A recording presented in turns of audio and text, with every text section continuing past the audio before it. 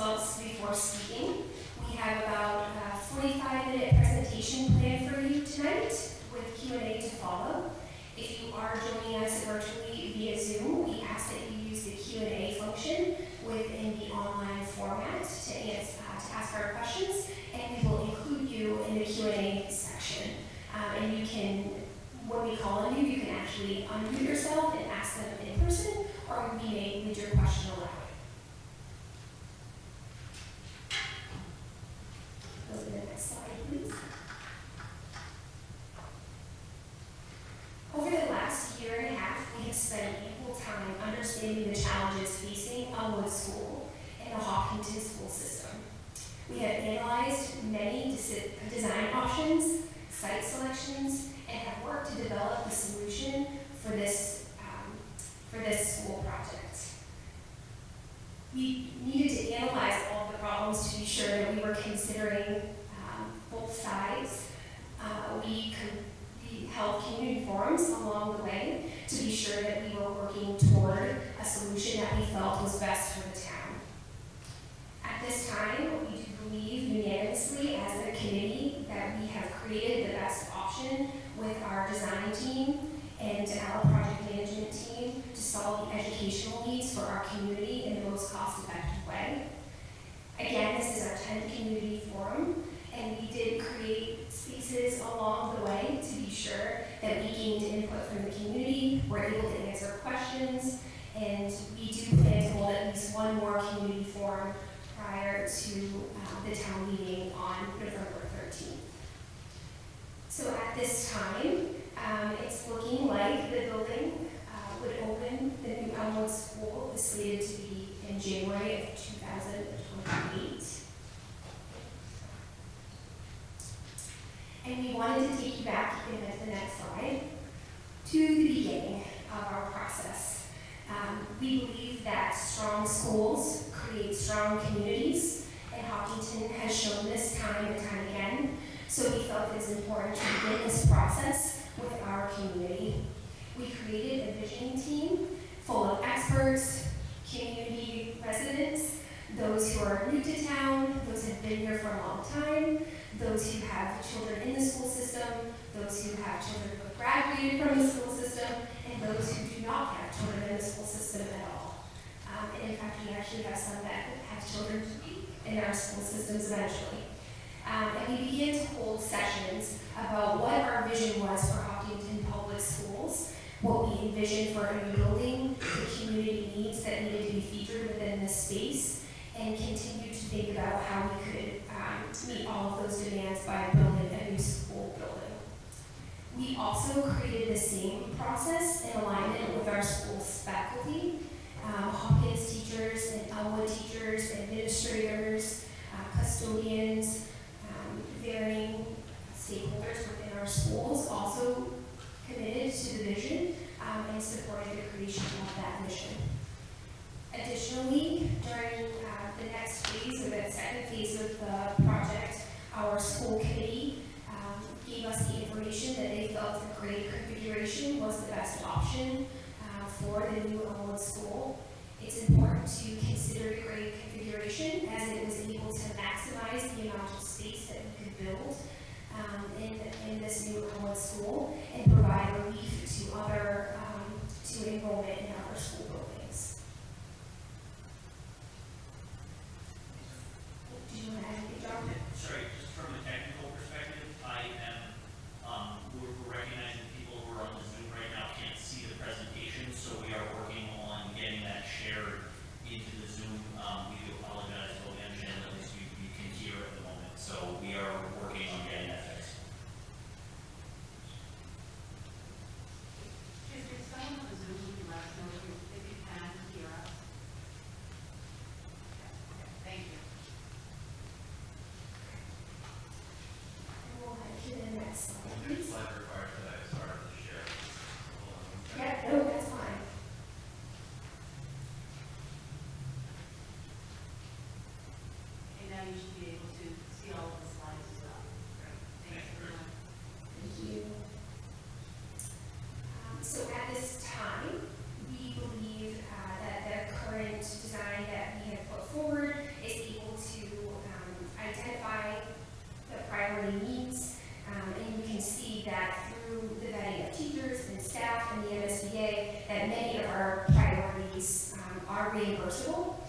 so we just wanted to be sure that we called to attention that breakout spaces, ESOL classrooms, split media center, the scaled cafeteria, which will accommodate more lunches and more classrooms, are all reimbursable.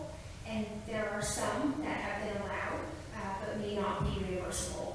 And through conversation within the committee, originally when there were some items that were not reimbursable but were permitted, we have chosen to remove some of those items to support keeping costs low for the town.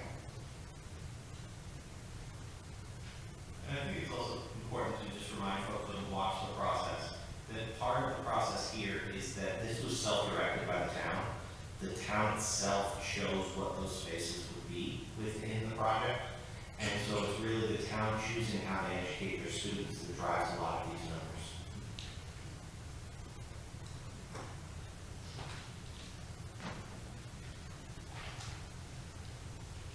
Great. So, good evening, everyone. My name is Robert Bell. I'm from Perkins Eastman. The last slide that we're looking at, also, it's important to point out, is established by the MSBA. It's to make sure that the design meets the educational needs. Nothing more, nothing less. The MSBA, as was described, had vetted all the program to make sure that their investment is worthy of 50 years and that it's not overbuilt. And one of the things that feeds into that as well is that what we're seeing on the screen now are the enrollment projections. This is something that is also vetted by the state, because the state looks at enrollment projections and trends and where things are changing statewide. And so what we've done is we've taken the numbers that we've seen in the enrollment projections. The columns along the right show each grade level. The rows counting down from the top to the bottom are year 2023 all the way to 2032. We've grouped the enrollment by the grade structure that you have now. So there's pre-K to 1, K to 1 is in the enrollment projections, 2 to 3, 4 to 5, 6, 7, and 8, and then the high school 9 through 12. We've also, so what we've done is we've looked at these enrollments year by year for your grade structure. We can see that you're reaching capacity pretty quickly. The green represents not just what the school should have, it actually represents as much as 10% more students than it otherwise would be ideal. The thinking is that that may be within 1 to 2 students more per classroom, but when you get into the yellow, that means you're starting to exceed those numbers. You're starting to really press on the number of students per room.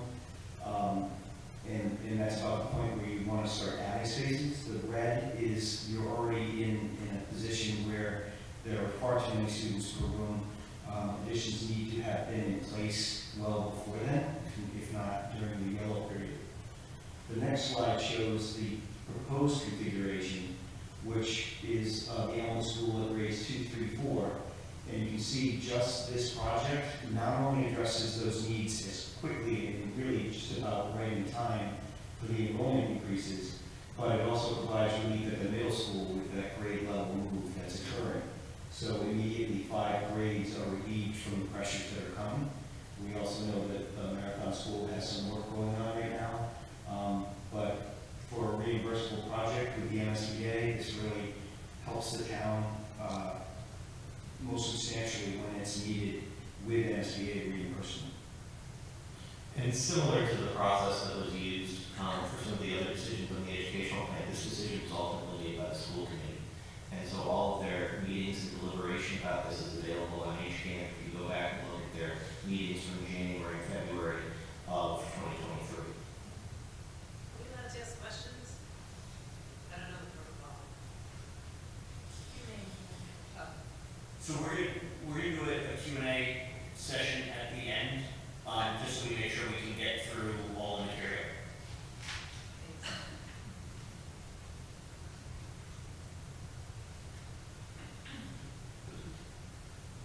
Good evening, folks. I'm Mike Shepherd. I have the privilege and the honor to serve on our 5th building as a school building committee. 4 here in town and 1 in Brooklyn. Early on, over 2 years ago, the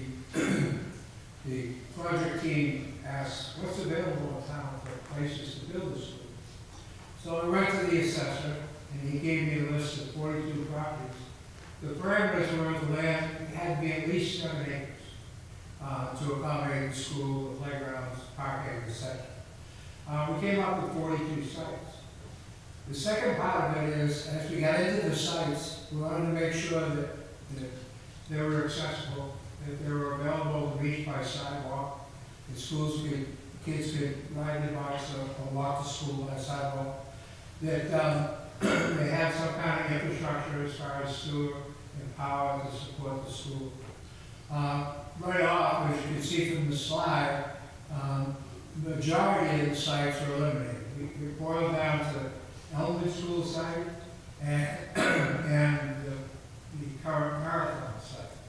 As you may or may not recall, when we built Marathon, the town also purchased acreage from Waterbush Farms. And that's the site that we're talking about tonight. So what we did is, if we could put the matrix up, what we did is, the design team came up with this matrix, and over on the left-hand column were all the issues, or potential issues, you could have with each site. And over the right was their comments regarding it. As you can see, right in the middle, about halfway down, with a big T up, was traffic. And we knew traffic was going to be an issue, and we found that each and every site had traffic issues in one way or another. As you recall, when Center School was operational, the traffic up around the common and the center of town was operational. Those people are really happy now that the Marathon School is down there. So we looked at, as you can see over on the left, the red indicates not too good. The orange indicates kind of fair, and the green is the positive thing. So as you can see, the site at Marathon had the most green, or at least no red. So that's how ultimately that was selected. And then up there at the top, you can see there's 4 or 5 designs for the Pedro site. And the last one on the right was the one that was accepted finally by the board. Well, we spent a lot of time looking at all those issues on the left-hand side before we came to a conclusion. That was about 18 months ago. The town and the school building committee hired a traffic engineer to do the traffic survey, and we're working with that now and working it out. But that was, of all 42 projects, that was the best site, given all the options we had. It had the infrastructure, it was accessible, it was centrally located, it wasn't on the fringes of the town. We looked at a property down at Western Nurseries that was privately owned. It was the Mezza family owned, but it was a steep site. It's where you can see where the Marathon goes by, where Lucky Rock is on the left, that side. But it was going to be really expensive to develop, and there was no sewerage. So that was kind of crossed out. There was a big site down by College Rock that was privately owned. Again, it was so remote that it was going to be difficult to get the infrastructure, and it was going to be difficult to get kids to and from school there. So we looked at all these things, and this is the matrix that we use to pick the site that we picked. I'm happy to answer questions later on. And again, I'm honored to be on the committee. It's been a lot of work. It will be another 6 years, but I'm happy we did it. Thank you very much. Okay, so for the actual site plan, what we're looking at here, the Marathon School is to the upper left on the site plan. You can see it's really a campus plan. The details of the exact location of the building were chosen specifically to increase the number of cars on the site and off of the road. So it's a campus plan that holds 140 cars, well more than our traffic engineer has determined would be required. It also is plenty of room and queuing for the full load of buses, 18 buses in total that would be serving both the Marathon and the Elmwood School. Another important thing, I think we'll get to this in traffic, is that the timing of syncing up these 2 schools as opposed to Hopkins in the middle and High School. Also creates a number of things where the traffic flow here will occur at a different time, earlier, not when it's peak, but also it would allow much fewer buses overall in the system. It'll actually cut the bus load and the redundancy that occurs right now, which also increases traffic. I'm getting too far in traffic, and we'll talk more about that later, but this shows us the overall plan. You can zoom in on the next slide and see just the details of the plan. We're able to get 200 paved parking spaces, but also planning for events. In the upper left, we have overflow parking for 60 more additional cars. The car queue, as it comes in on the Marathon side and then loops around back of the proposed school building, is what also increases the cars, or removes the cars from the main road and onto the site. That loop road that goes around the school would be gated, so it would be closed off during the school day so that the children have safe access to and from play fields and recess areas. You can also see that the school is designed, again, with the buses up front. There's a bus loop that can handle the full 18, or 9 buses at a time will be utilizing that. And there is the classroom lanes, which are shown here, have green space in between to make sure we can get daylight in, but also give good access to the outdoor spaces and play spaces.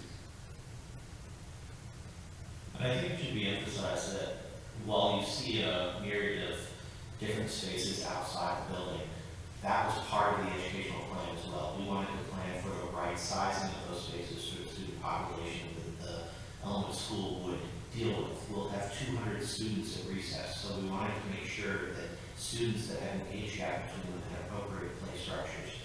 We have potentially 4 PE classes that will be operating simultaneously, so we wanted to make sure that the field was large enough that they could each engage in their own games. And we have 3 outdoor classrooms, and we wanted to make sure that was the right number because we have 1 classroom per grade. And so that gives you the opportunity that every class would have the opportunity to utilize that over the course of a 2 or 3 week cycle.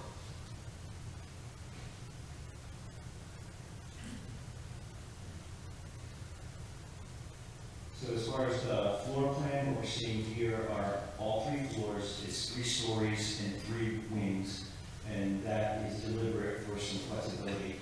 The spaces that you see on the left-hand side that are the yellow are community and some activity areas. They're located towards the front of the school and allow for even independent use by the community without accessing into the entire school. The plan is set up to be very safe and secure, as well as warm and welcoming.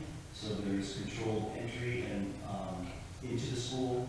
There are layers of lock-off within the school, so each wing, again, not only for after-hours use and maybe closing off wings, energy efficiency, but also for safety.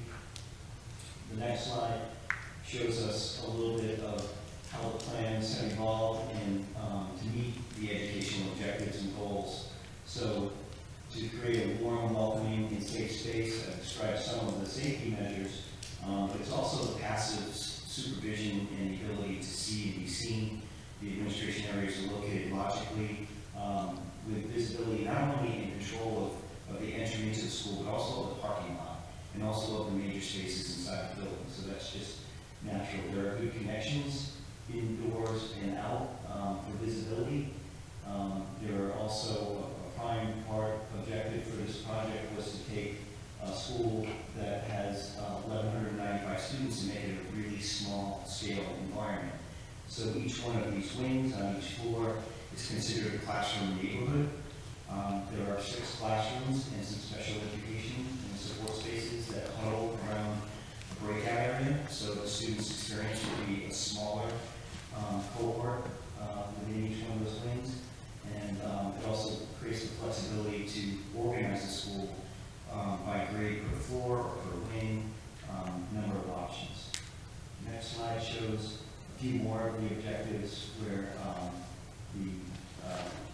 the flexibility and adaptability to not only have a variety of spaces for different learners, for the teachers to teach in different modalities. So outside of the classroom, there are some educational spaces. We have planned the school for the enrollment that's projected connected, but also with some capacity to handle more students within, and making sure that the building could be added to very simply if in the long-term future there was a need to provide more space. At the heart of the school, number 8 is the media center and science, technology, and engineering space. It's part of the new learning spaces that support the educational requirements that are in place. So at the heart of the school, we'll have the science, technology, and engineering spaces that are shared spaces with the students. We go up one more floor. You can see the art and the science and technology spaces continue on that level, so it's really connected on all 3 floors. And we're also looking at basic things like universal design concepts, that this is a school for all ages, for the full community, for students of differing abilities, and that's been playing into every aspect of the design as well.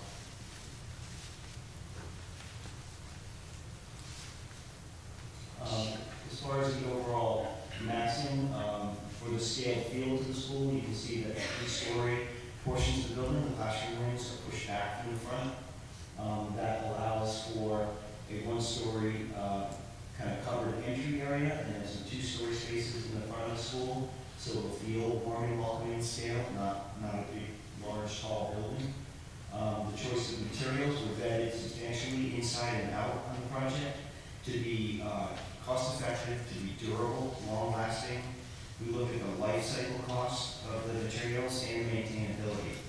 Each material that was selected for the school was put through a rigorous examination of those characteristics to make sure that the right materials were chosen.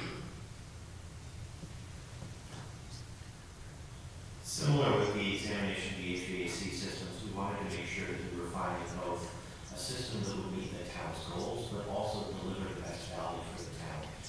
The way we looked at this is that we took a typical building of similar size and we examined 4 different systems. Options 1A, 1B, and 1C would be all electrified, while option 2 would be more of your conventional large commercial building system.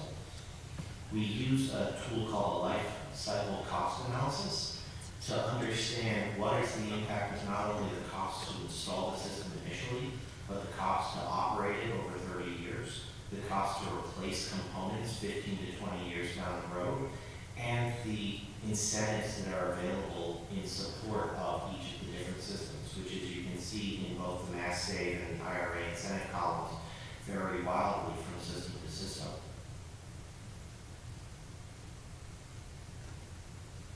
Where we settled is on a geothermal system. What the geothermal system offers is it uses the ground as its main plant to support the building. In the summer, it'll take heat out of the air and it'll put it in the ground. And in the winter, it'll take heat out of the ground and put it into the classrooms. This offers the savings of having something without moving parts that serves as your main plant. So you won't have to replace a system over 20 years because the Wells field will offer a 50-year warranty that will continue to produce that value over time. Each of the classrooms would have a heat pump that would exchange between the loop that circulated through the building, and that offers a lot of considerable savings that go along with it. In addition to this, both the state and federal level are currently incentivizing a lot of these systems, and so the project and the town can look to utilize those incentive programs to get anywhere from $5 to $7 million back 1 to 2 years after the project completes.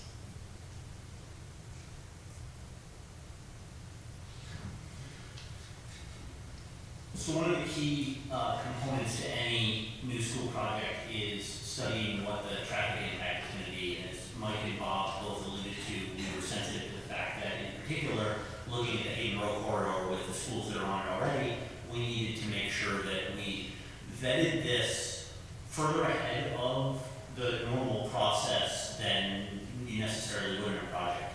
So we engaged our traffic engineer earlier in the process to do a study of the current conditions both at Hayden Row and also look at the current conditions at the current Elmwood School site so that we could understand what the volumes of traffic going there were as well. And produce a report of recommendations that could allow us to assess the sites and assess the potential solutions to traffic problems. In particular, looking at this site, we were looking at problems like the left turn lane to Marathon School is currently too short, actually too short for the current Marathon enrollment, but certainly too short for what would be the additional population here. We would need to open up another entrance for motor vehicles entering and exiting, and then put in some ways to control both pedestrian and vehicular traffic. The recommendations that they came forward with, some of which actually had impact to the operation of the school currently, and to the school district's credit, they didn't wait for the new project to see what we could gain from some of these traffic recommendations. Those of you who have children in the school system may be aware that the elementary school and the secondary schools adjusted their start and end times by 10 minutes. This was primarily at the advice of the traffic engineer, and to create a bigger gap between the schools and allow for the traffic at those peak times not to overlap. We've seen some definite improvements in the traffic flow as a result of that.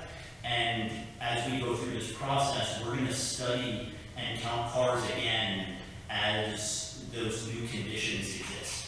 Additionally, we have been in contact with the town to talk about what are some changes that could be made to some of the changes to speed limits along that corridor that could also help improve safety. From a construction perspective, the engineer has recommended several changes, including a potential traffic signal at the Marathon entrance, additional crosswalks and signals that would be signalized crosswalks that would be put in to allow pedestrian traffic, a left turn lane at the new entrance to this new school, and a left turn lane extension at the Marathon School. So all of those items are currently under consideration as part of this design.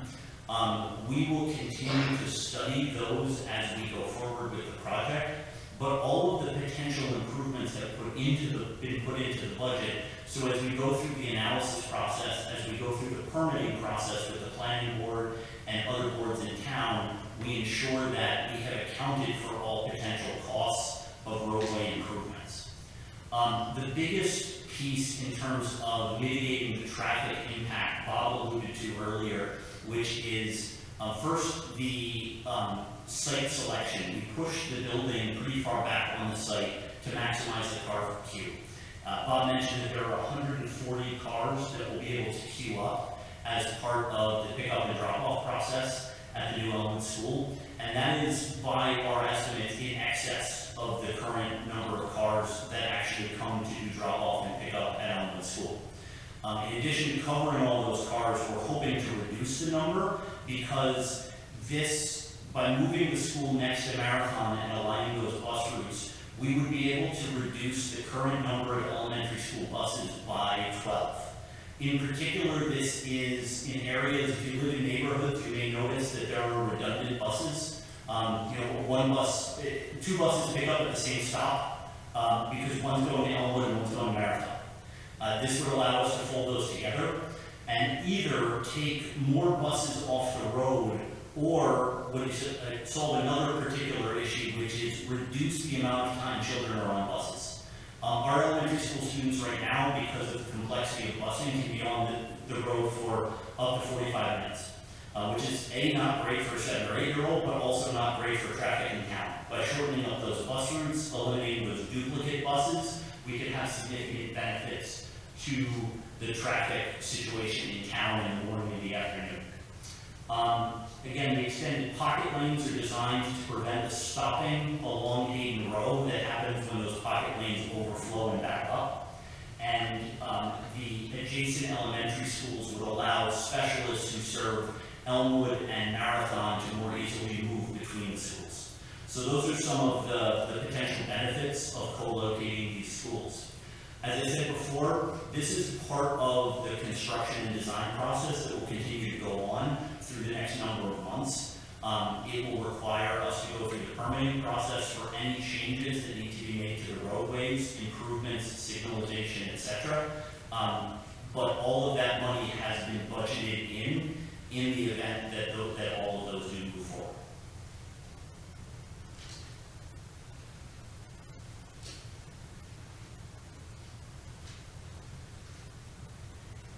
So now I'd like to talk a little bit about the educational programming. As Bob Bell said earlier, this building was really designed around an educational program that was put together by the schools. And I think everyone knows that our school district prides itself on the high quality of education we are delivering to every student every day. So in terms of the purposeful design, we know that this is a large elementary school, one of the largest elementary schools in the Commonwealth. And it's very important to us that our kids could live in these small neighborhoods. Neighborhoods where they would know the other children who are at their grade level. Neighborhoods where they could be educated, where all of the children come together in ways that foster inclusivity. And in these neighborhoods, our teachers are going to be able to meet the diverse needs of our learners. When we're talking about class sizes of up to 400 students, and we talked about there being 6 classrooms in a wing, but 18 classrooms at a grade level. It's critical that our teachers know the students and are able to deliver what each one of those individual children needs. And so I'll talk a little bit more about that when we look at some of the drawings. In terms of science and maker spaces, this building is going to have 3 science, technology, and engineering rooms, as well as a maker space. The standards for science education in Massachusetts have changed drastically over the last 10 years. Kids are not just getting science content anymore, but they are now doing science. So kids are expected to have scientific and engineering practices embedded into the curriculum. Those things happen in these spaces. And coincidentally, if you're following changes that are being made to MCAS testing, science, technology, and engineering test is now changing to measure those practices to ensure that school districts are delivering science in the way that it's supposed to be delivered. And then finally, in terms of special education, this building is beautiful for specially designed instruction. You know, very frequently we talk about our kids and our teachers being trained in very specific reading instructional programs. And we make sure that that happens with our children who need reading support or mathematics support. We have not only special education, but we have lots of tutorial programs that are going on. And then we also make sure that kids who need something more are getting that. If you went to the Hopkins School and you watched mathematics instruction, you'd see 2 classrooms paired up and 4 different mathematics lessons all going on at the same time. The instruction is being delivered differently, the modalities can be different, and yet kids are accessing the same grade level standards. Those are the degrees to which we go to ensure that kids are getting grade level standards in ways that best fit their learning profiles. So when we have a moment, we'll take a look at some of those breakout spaces. We as a team went and visited 3 or 4 brand new elementary schools in Massachusetts, and when we looked at those breakout spaces, we said to ourselves, that is brilliant, because kids are living in the neighborhood, they have a classroom, but they can also come out into these much larger hallway spaces where kids can engage in things like extension projects, they can do collaborative learning things, they are able to get their tutoring, they are able to get special education services, because so many children will be visiting these breakout spaces, it will be difficult to know the differences in their learning profiles. And so it fosters true inclusivity and true community. Our media center, although it's the focus of literacy and learning, there's an awful lot that's going to happen in that space. We believe in varied literacy, so we often talk about things like financial literacy, and we talk about things like can kids read prose, but we also want our children to be able to read graphs, or to listen to a podcast, or to watch a film, and to be able to truly, when I say read, I mean make meaning of that, to interpret what they're seeing. And this is the space where we can foster that kind of learning. It gives kids an opportunity to engage in inquiry, meaning-making, creative processes, and that's in all literacies across all disciplines. And then finally, we have many, many students in our district who are English language learners. When I came to Hopkinton 7.5 years ago, we had about 40 students. And today we have about 240 students who are English learners, and many students who we call FELS, former English learners. If you take a look at some of those English learners scores, so if you have the time or the inclination to take a look at what's available in the public domain, you'll see those kids are doing amazingly well here, and it's because we invest in them. If you look at our grade 4 and grade 5 math scores, the instructional model I just described to you, those scores are incredibly good, about the best in the Commonwealth. And that's because of the way we deliver instruction here in Hopkinton. It's obvious that I'm very proud of that, but our teachers and our principals work amazingly hard to make sure the kids are getting what they need in different facilities from the one we're describing. This one, I think, does a beautiful job of matching the learning spaces to the learning modalities. Just very quickly, you can sort of see how one of those spaces is constructed. You can see the neighborhood, the science instructional spaces, the special education rooms, breakout spaces, and then that beautiful 2-story media center. And then finally, you can take a glimpse into a classroom. What you might notice in some of our drawings and some of the pictures is that there are whiteboards on all 4 walls. And that's because kids aren't sitting in rows facing forward. It's because on any one of those 4 walls, that can be a learning space within that classroom. So again, you can see that design. You can see that there are tables. You can see that students are working independently and with a teacher in that picture. And that's really a nice way to capture the way that we teach children in the century.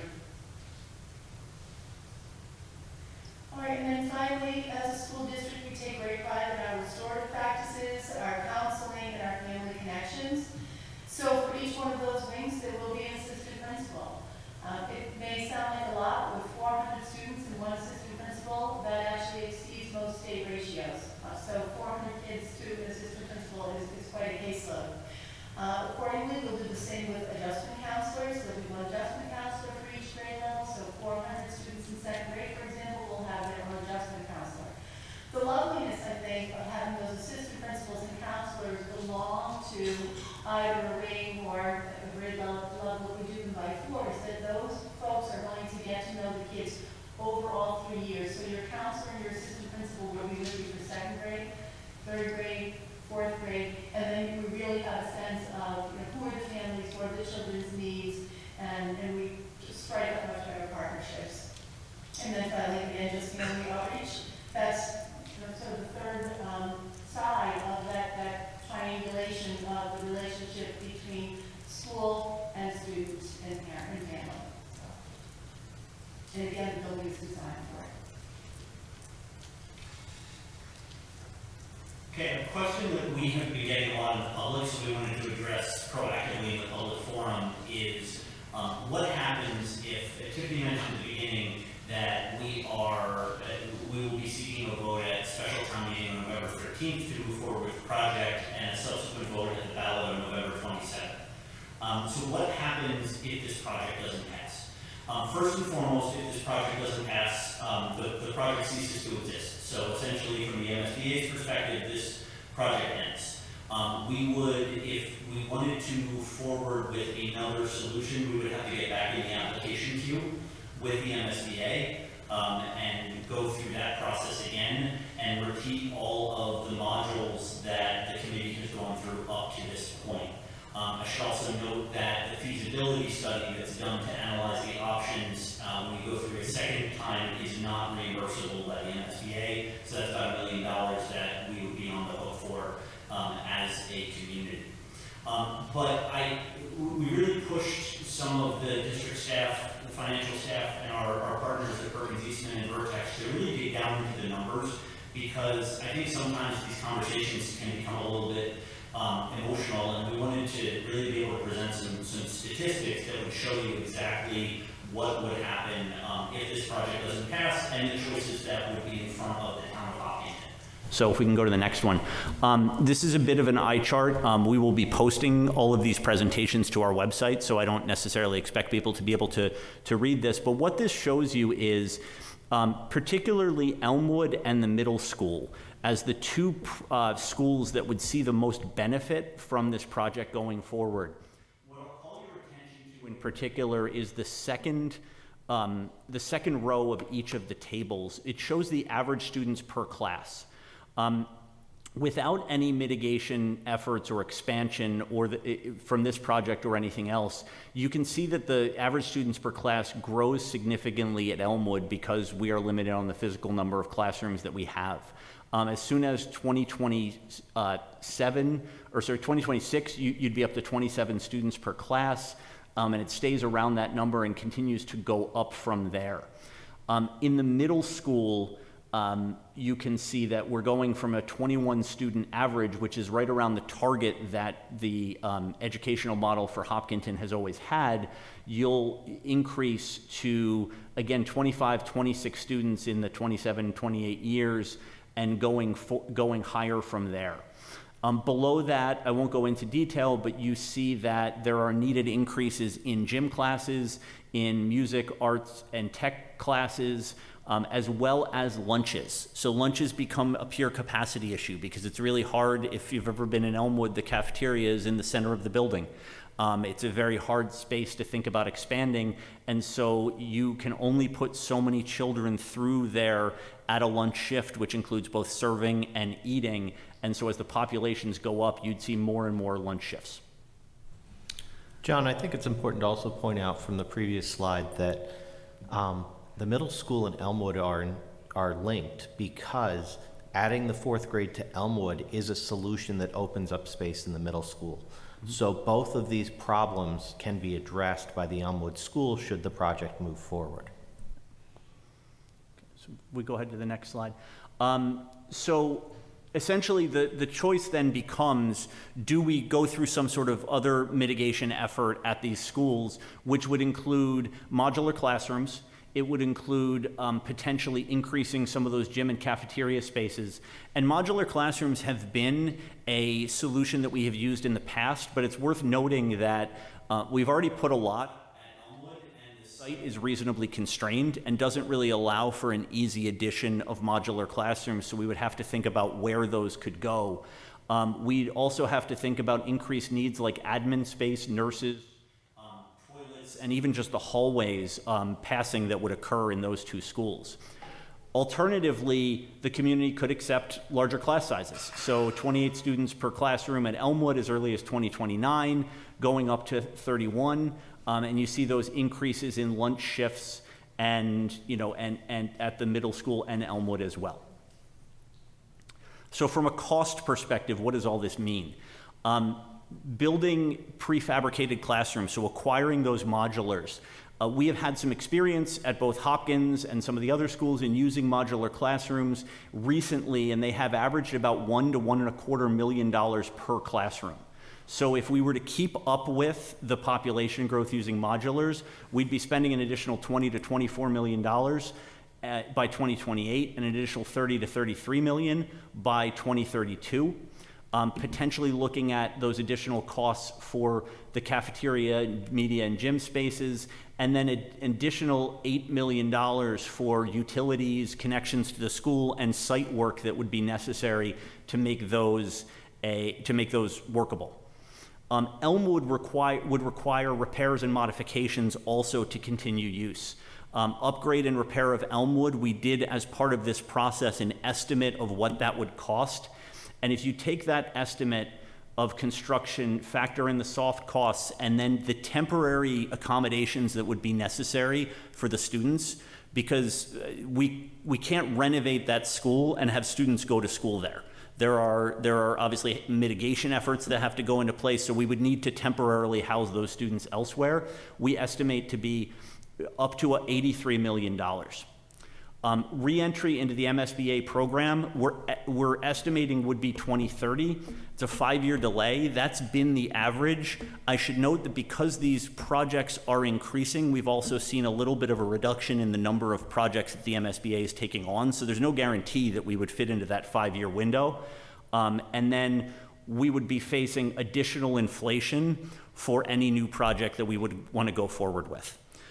So again, we wanted to provide this as information because it is a question that comes up quite frequently, that these are the details of kind of what the schools would look like if the conditions persisted and what the costs might be to do some sort of mitigation apart from this project.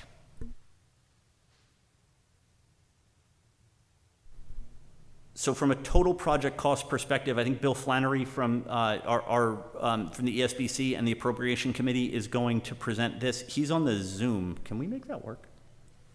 I don't mind looking at you.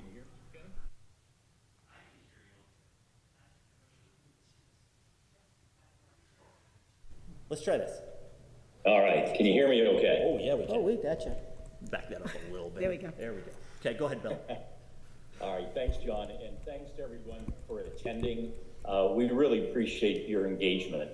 If we go back to March and looking at the preferred schematic design, our initial construction cost estimate was $135 million plus dollars. So certainly a large number. And over many meetings and a lot of discussions on making decisions on internal and external materials and what type of construction managers and many other decisions, we were able to take off almost $10 million from that initial cost. And then we went a little deeper and looked at some other construction alternatives, and some of them added cost and some took away, and we selected 3 for a net savings of an additional $665,000. So all told, a little over $10 million reduction from our initial estimate back in March of 2023. It's important to note that with the estimate in August of just shy of 125 million, that equates to a $714 per square foot cost. And I'll show the relevance of that in a moment. But I think at this point, it's important to note there's been a lot of comparisons to the potential Elmwood replacement and the Marathon School. First of all, Marathon was able to come in under budget and under time. But it's important to note that it was a much smaller school. So at the bottom, you can see that if we were to build an a Marathon School today, but size it to handle the space we need for the Marathon, for the Elmwood students, granted, the construction cost at this stage for Marathon was only $35 million.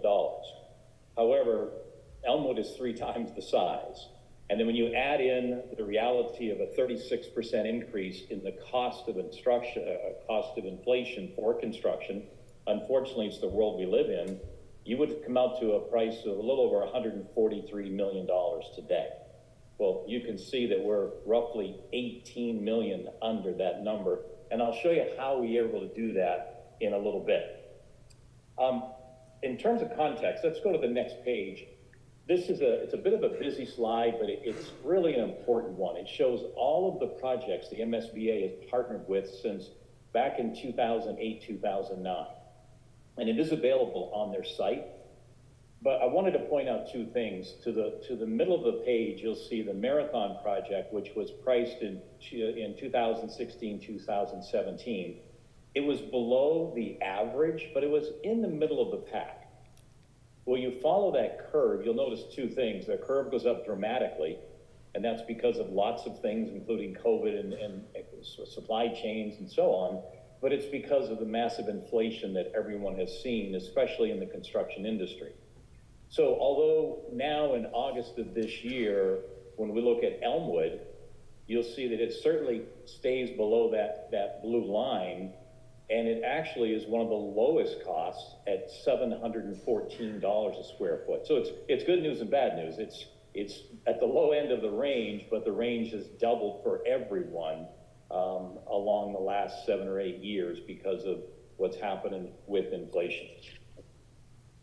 Let me show you some more comparisons. If you go to the next page, on the left-hand side, you'll see the statistics for Marathon, and then of course on the right is the potential Elmwood replacement. So if we go back to the same design phase, schematic design in September of 2015, Marathon was built for just under 400 students. Well, you've heard that this school that we're proposing is almost 1,200, so it's 3 times the size. You'll notice too on the left that when Marathon was built, it averaged over 200 square feet per student. However, on the right, you'll see that Elmwood is coming in at 146 square feet per student. That's a significant difference, and it's one of the reasons we've been able to save some costs. But it also points out that this is 30% more efficient than the Elmwood school when you're looking at square feet. And I think it's important to take a step further and actually take a step back and realize this proposal is in the top 5 most efficient MSBA new construction elementary schools in the past 11 years. So kudos to the design team and our professionals for finding ways to still achieve the goals, but do it in a very cost-effective way compared to the other schools in the past 11 years. You'll see at the bottom of this particular slide that construction cost per square foot is actually the lowest of any of the projects that are being funded right now by the MSBA. So that's significant as well. The average is over $100,000 per student, but that too is in the lowest 1/3 of the MSBA elementary school projects over the last 2 or 3 years, and that's without factoring in inflation.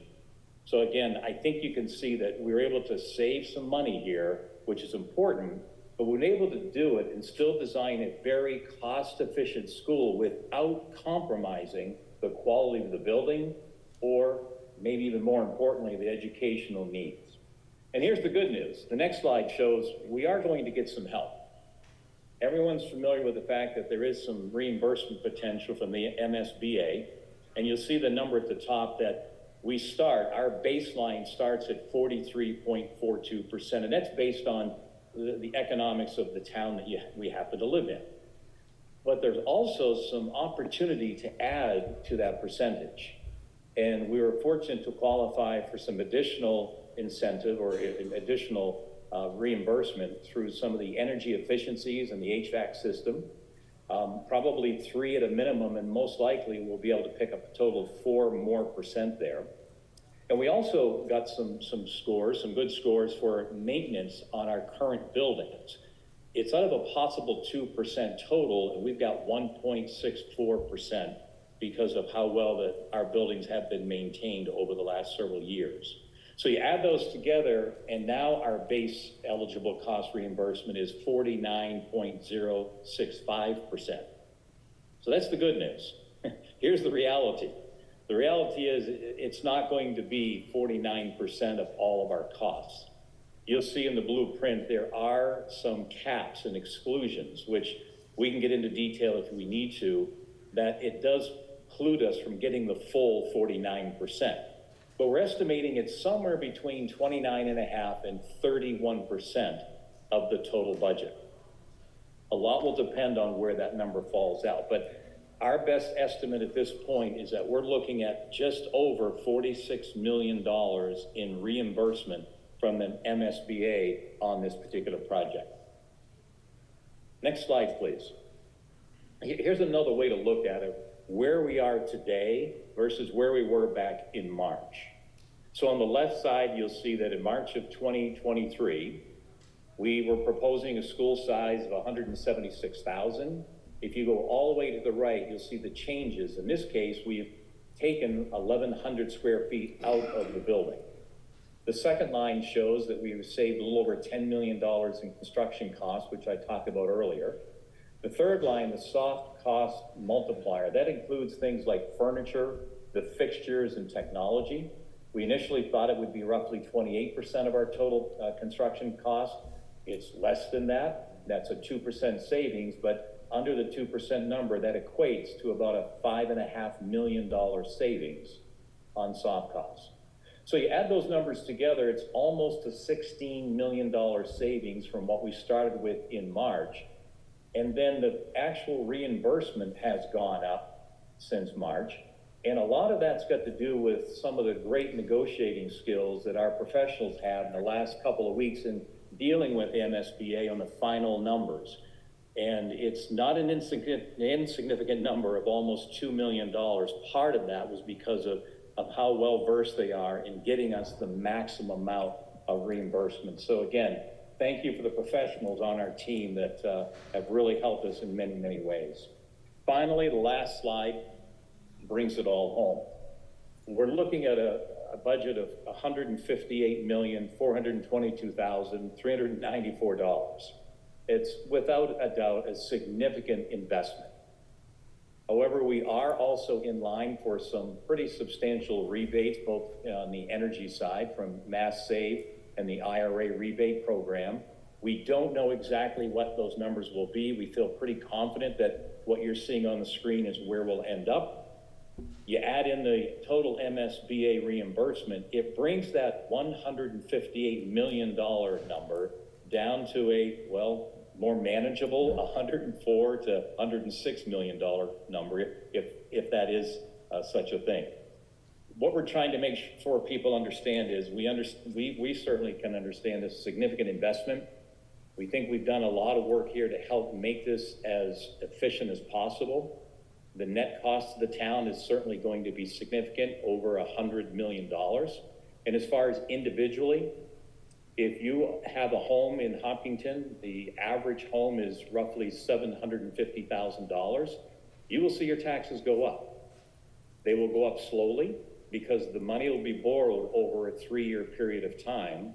But by 2028, after all of the money has been borrowed, if this project is approved, your taxes would go up roughly $1,000 in that 1 year. So they will work their way up slowly. In 2028, they would be up a little over $1,000. And then every year after that, they start to work their way down. So that's the cost side of it. And I'll turn it back over to John, or maybe is it Chris I go back to?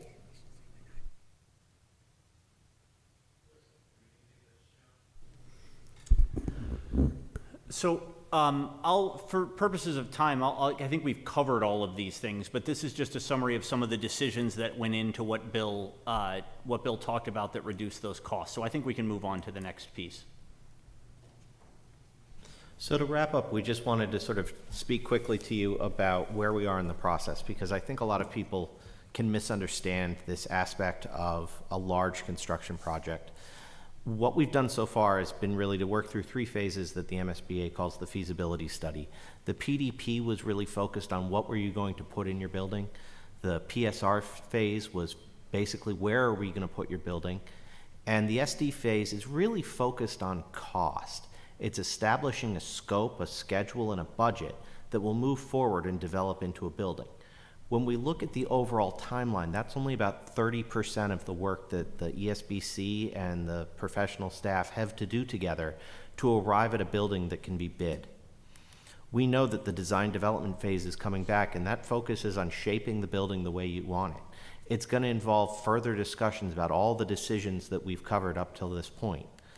And then once those decisions are made, we'll enter a construction documents phase where the architect will really, get their elbows up in the air and figure out how they're gonna solve the construction problems to deliver a project for the budget and the scope that we've really laid out. As part of that, there's gonna be a continued approval process, just like there's going to be continued public meetings where anyone in town can come and learn about the decisions that are being made and influence them. The project approval process includes third-party reviews so that the things that the designer is proposing are verified by independent consultants that work for the town to ensure that the solutions that they've proposed are solutions that will work. And that process will continue well into 2025 when we'll ultimately break ground for construction.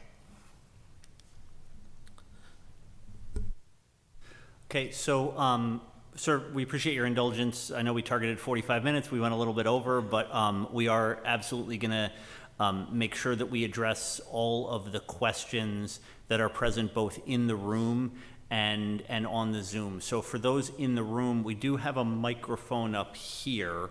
And I know there was a question earlier. So did you want to, if you don't want to go to the microphone, and I can also just repeat the question. It's up to you.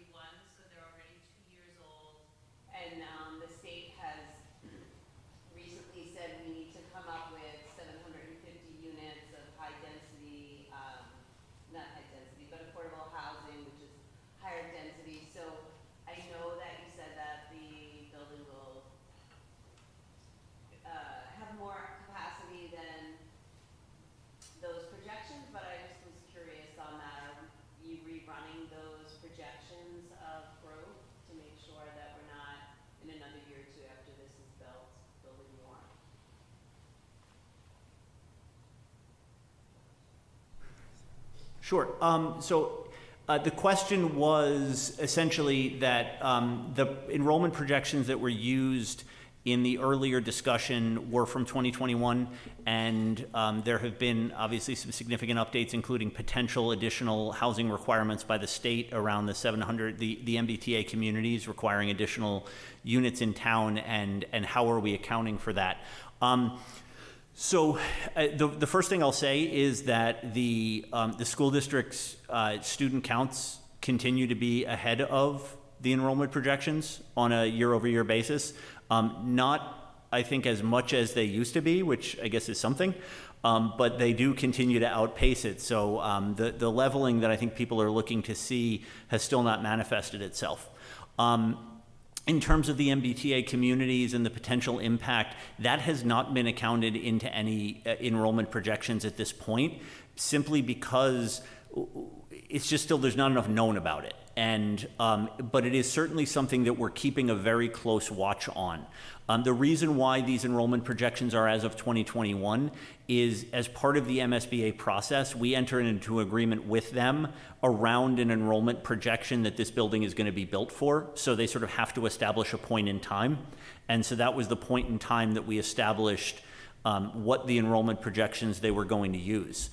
On the positive side, the MSBA's enrollment projections were actually slightly above the ones from the demographer that Hopkinton uses. So we got a little bit of an extra bump there, which felt like payback for what happened at Marathon.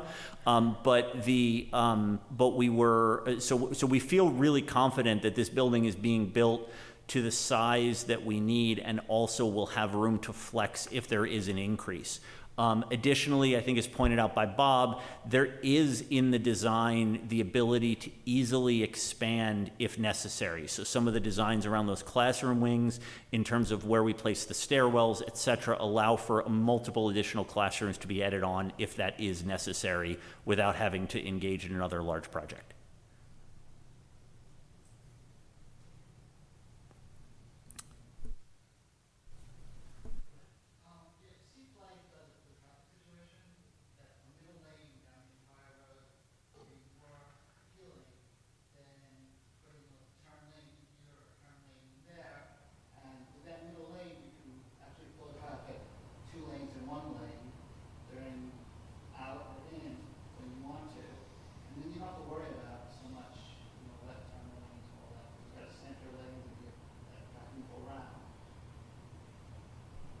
So the question was, from a traffic perspective, instead of having the pocket lanes for left turns, would it be possible to look at adding a middle lane along the length of Hayden Row that even could potentially be direction controlled depending on sort of what the peak time? Am I getting that correctly? Yeah, so I think that's a great point. I don't have a direct response to it right now, except to say that I am absolutely going to sort of take that to the traffic engineer and ask about like what the feasibility of that would be, and what are the advantages or disadvantages of it. If he has studied that, if the firm has studied that, I was not aware of it, so that's why I'm kind of not in a position to sort of answer the pros or cons of that right now. But I will definitely ask to look into that.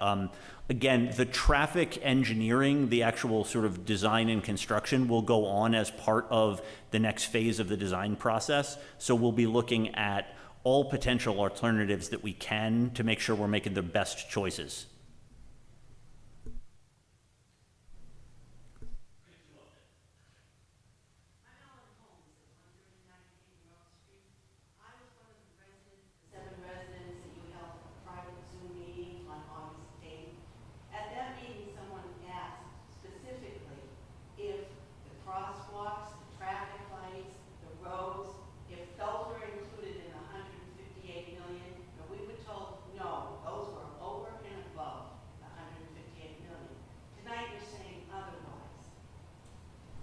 So the question is, from a meeting that was held with Hayden Row residents in early August, the resident was saying that she was told that the costs for roadway improvements, crosswalks, widening, et cetera, were not included in the project budget, and they were over and above.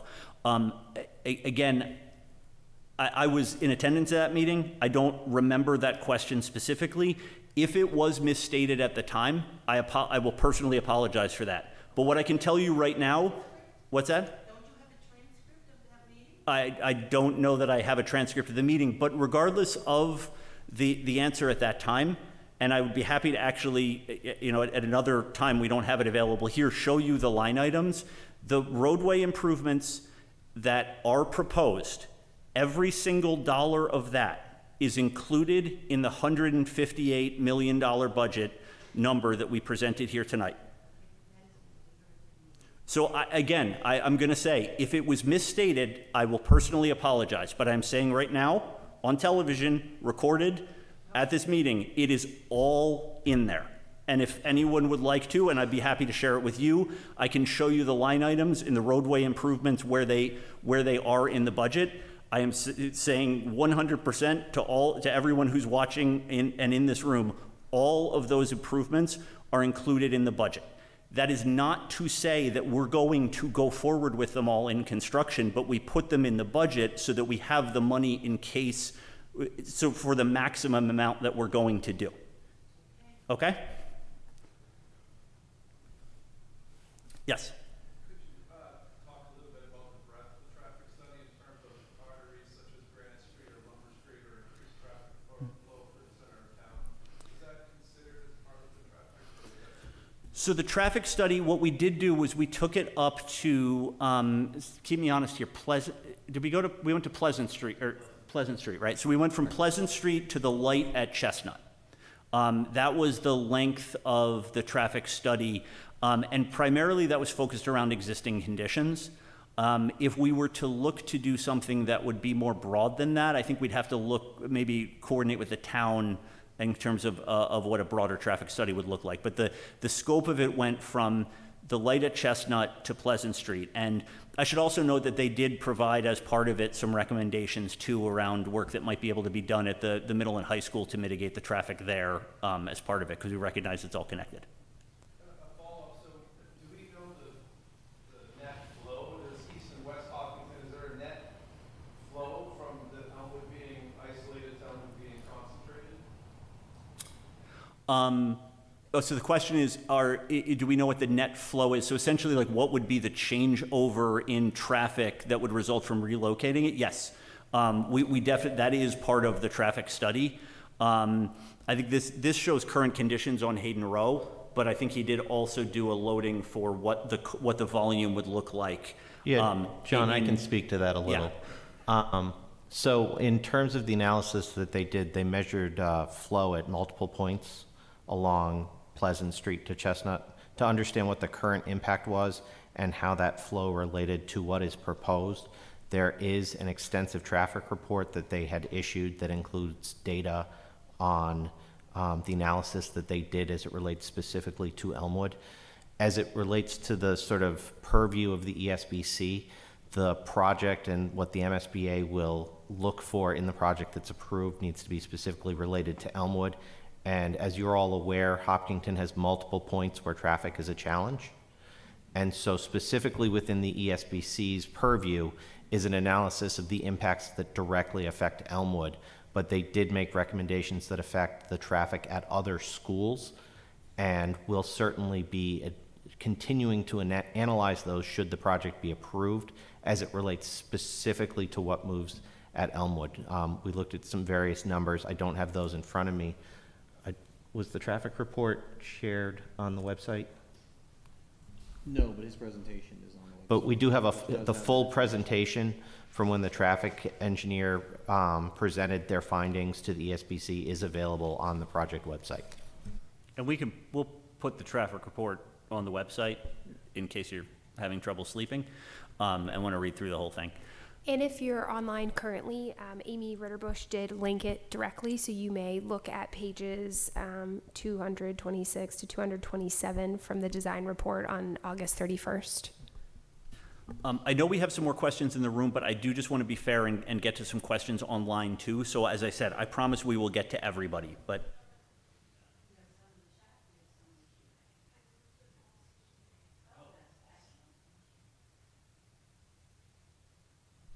Okay, so the first question, the design is beautiful, but I've wondered for a while, so finally asking here, if a simpler single building with a first floor being common or breakout spaces and then one floor per grade was considered, it feels like that could have cut down on many of the construction and material costs. So I'll look over to my colleagues at Perkins Eastman for that. So I think the thought is if it had been like put all, instead of that front space, put all of the common spaces on the first floor and then go up grade levels from there, so simplify. Yeah, so if we did that, I think we explored, I can't remember the number of options, but a substantial number of them. That would kick us into 4-story, which would have been a concern, and a lot of vertical travel for even the younger students. But I think the layout of the school and the number of wings and the number of floors is also, as described, very deliberate to best meet the educational model and to create small neighborhoods. I think we also explored a longer, straighter building with longer wings, and we really examined that carefully. How many students are traveling down a corridor? Traveling by other classrooms can be disruptive. We started to lose the integrity of the small learning neighborhood. So we came back to this. We actually had this early on as just a test, and then we explored many options off of this. Some may be more efficient, but they had a lot of negative drawbacks in travel time and scale and everything, and this proved to be the best. Thank you. I would also note that one of the things about this design is a common space first floor and then 3 grade levels would have added another story to the building, and we were trying to be quite sensitive to height because obviously it's a large building, and so that was a consideration as well. Question from a resident: concern with the 3-story design is how will small children with short legs evacuate quickly and safely from the 3rd floor in an emergency situation? As an employee at the high school, I see the congestion and jostling of adult-sized bodies on stairways during emergency evacuations and practices. At least the teens have long legs to manage the staircases rapidly. Have outside fire escape staircases like Hopkins has been considered for the new school? I'll take the beginning and then maybe look at the architecture team. First of all, small children with short legs were consistently in our mind throughout this entire process because we recognize that our main customers are those younger students. We have been partnering with public safety at every stage of this design to ensure that they are comfortable with the ability of the children to both move through the school, but also evacuate in an emergency situation. And so I'll probably look to Bob for any comments about the specific design. Sure. It, again, feeds off of the last comment. It's why we kept it to 3 stories and have the flexibility to organize grade level by floor. We far exceed the requirements for egress, which is exiting with the number of stairwells, the width of the stairwells. It's also another reason why the wings were kept short. All in all, this was considered safe design. In a modern school, the single best thing that you can do for safety, for a fire, never mind many other measures, is fire protection, sprinkler system, and certainly the modern buildings are equipped fully throughout. If I may, all these issues are building code related. And the International Building Code requires certain things as far as egress, irregardless of the number of floors. This thing will comply with the International Building Code as designed. So you can go to the bank on that. Thank you. Oh, you scrolled.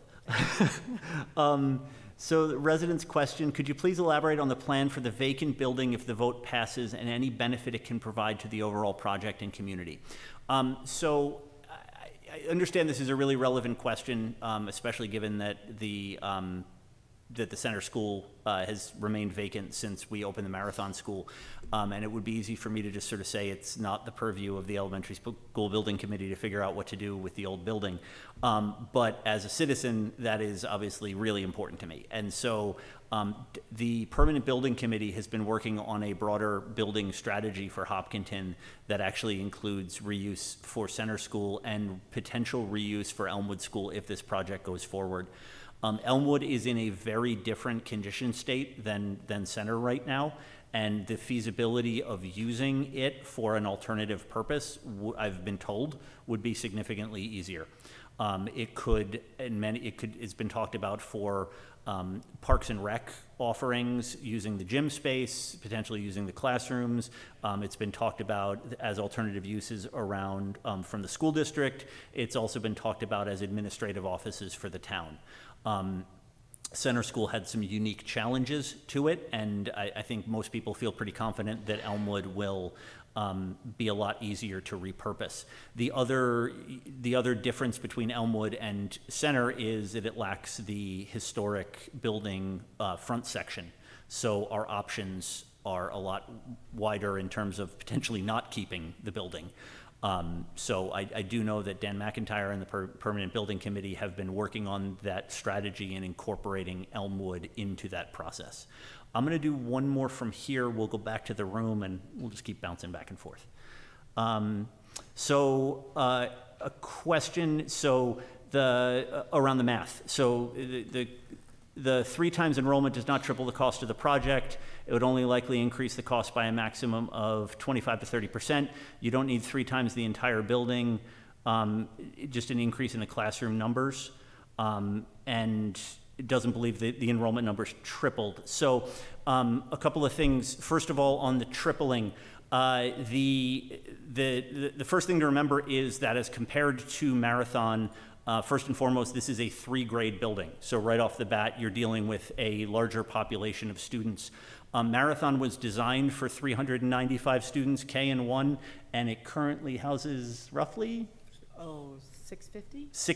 650 students. So Marathon in and of itself has increased by that much since it was designed for 395 students. So those population and student increases are very real.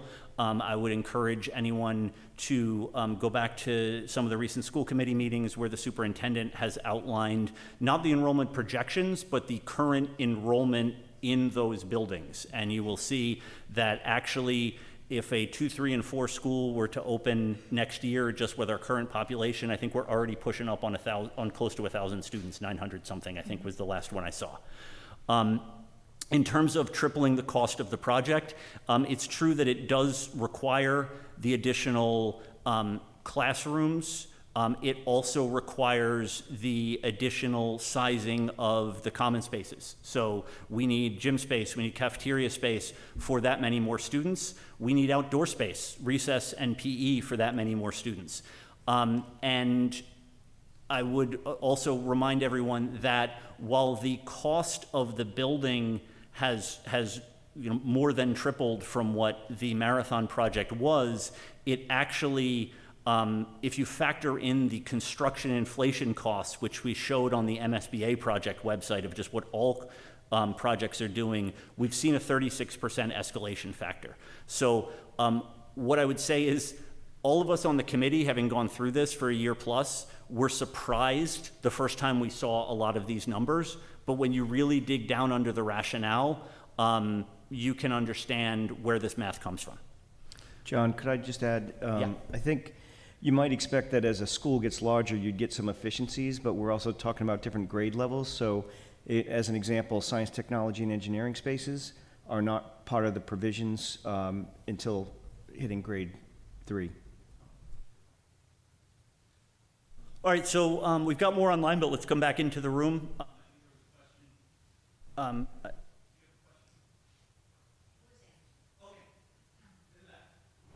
live 2 houses down from Marathon School.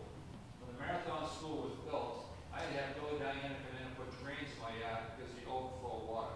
Where's this water gonna go? So the question was about the excess water that was created from the Marathon project. We have in this construction done a stormwater management plan, and I'd probably look to Perkins Eastman to talk a little bit about what the process is for that, both what we have designed in and then potentially if there is additional need, what we can do. We're required by Massachusetts law to capture all the stormwater runoff on the site and keep it there. We're actually anticipating going further than that because we understand there's issues below us. The site runs on a diagonal, so there is definitely water runoff there. And we're going to do everything we can to minimize that, if not, keep it off there completely. Because we have to keep all the water on the site and treat it. We have tens of thousands of gallons of underground water tanks, plus an infiltration basins that's going to, quite a substantial one that's going to be at the back of the site. So there'll be a lot of water storage on site. And this is already figured into the. That's all figured into the pricing and on the design now. And additionally, I would add, if there are additions that we need to make to that as we go through the process, that's where some of that contingency comes in as well. So we factored in not only what we expect, but if there are places where we have to go extra, we have that money in the budget as well. Any others in the room, or I'll go back? This just occurred to me. So I live on Chamberlain Street, which is right off of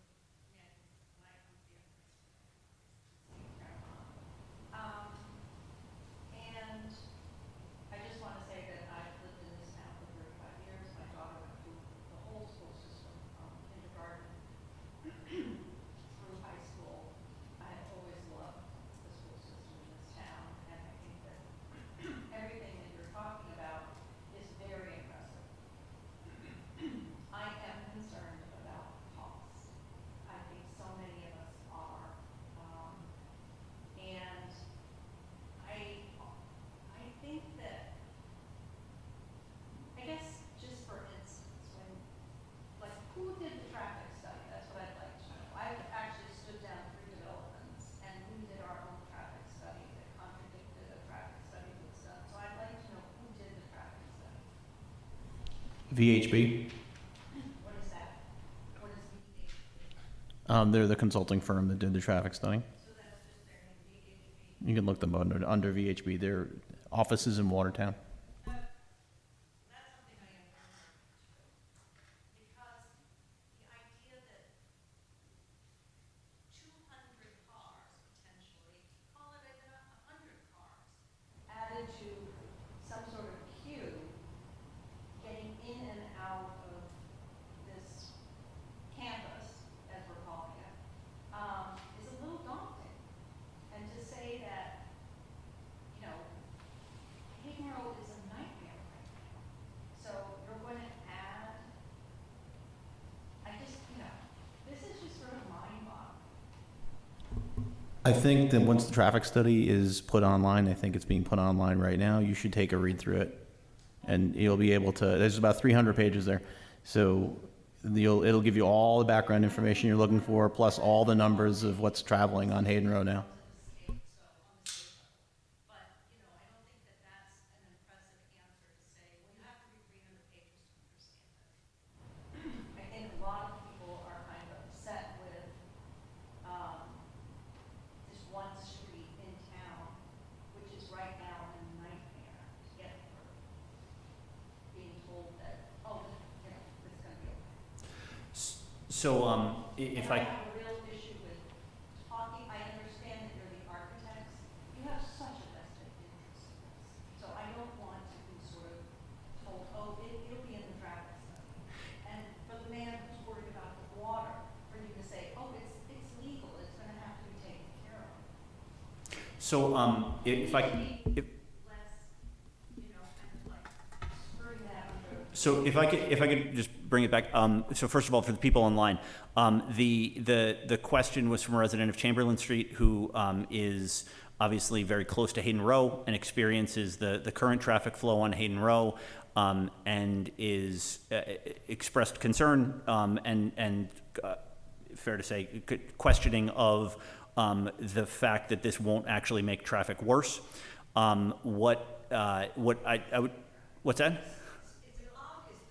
Well, so again, we have, so what we have done in this design is we've put in this design is to give us enough options to make the traffic situation to mitigate any increases to traffic as we can. So the biggest things that we were concerned about were the cars backing up on Hayden Row. So taking them off So taking them off of, well, so again, so taking them off of Hayden Row was a critical part of that design. And so we recognize that, and that's why we're looking at what are those options to improve the entrance and exit. So one of the things that you heard is that the original design for Marathon School was for 395 students, and we're at 600. The entrance and exit of that building right now were quite frankly not designed for the volume that are coming in and out. When we designed this, what we put into the design, what we asked the designers to do was focus not only on the students that are going to be arriving via Elmwood School, but also what are the things that we could do to help the marathon piece. The other part to this, again, is the significant reduction in bus traffic. So right now, Marathon shares buses with Hopkins. So those are buses making left turns across Hayden Row with significant backups.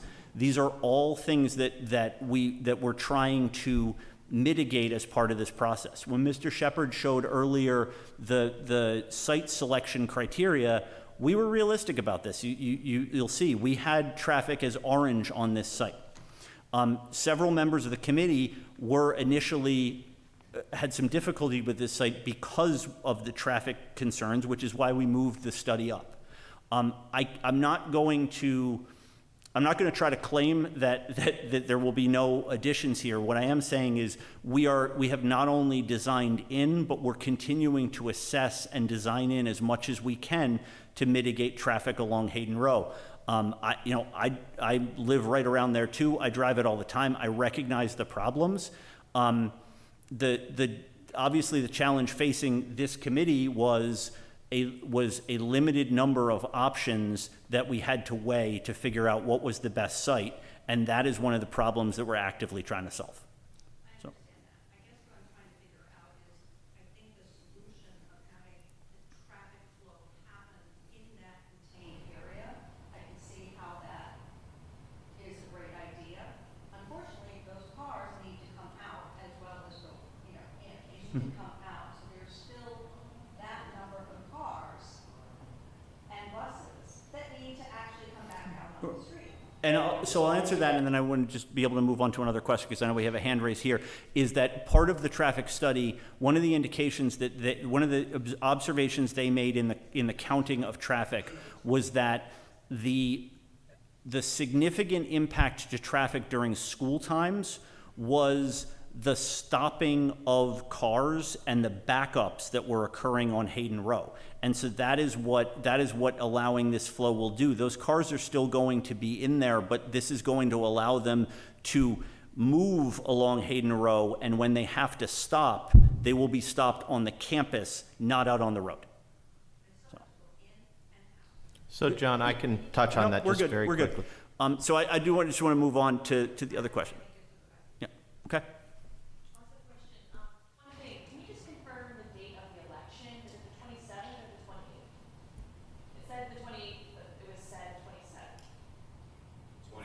It's the 28th. Yeah, sorry. Yeah, sorry. Thank you for clarifying that. Yes, it's the 28th. And second question for the upcoming town meeting, do you know if there will be any opportunity for any kind of babysitting accommodations made for young families that really want to be there and don't want to just send one parent, but two? Yeah, so I do think I have heard some of the organizations that are supporting are planning to do babysitting. So we'll reach out to them and make sure that they get the advertisement out about that. But I know in the past for these types of projects that has been offered on site, probably in the Brown Gym. So Is this the first article or the fifth? this will be the first article on the warrant. Thank you. I'm really excited about this. It's fantastic. I'm excited for my children to benefit from this. I love the neighborhood option of building small spaces among a huge number of children. It's very thoughtful and just awesome. Thank you. I'm going to hop back online for a second. Next one.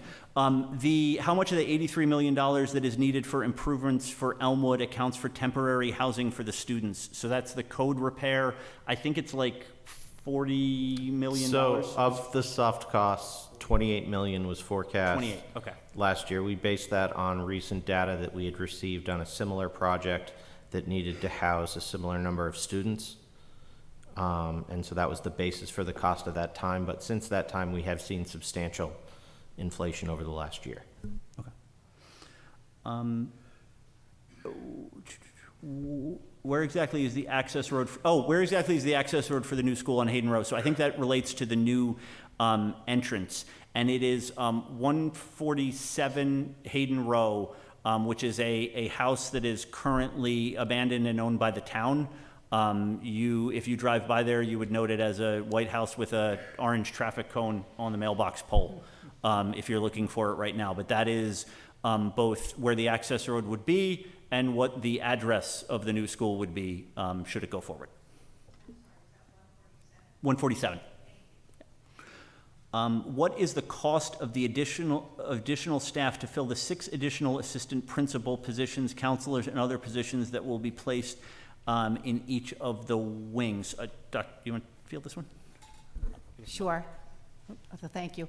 So I don't want people to think that there would be an additional 3 assistant principals. What we have to remember is that at Elmwood right now, that houses 2 grades, there's 1 assistant principal. At Hopkins, which houses 2 grades, there's 1 assistant principal.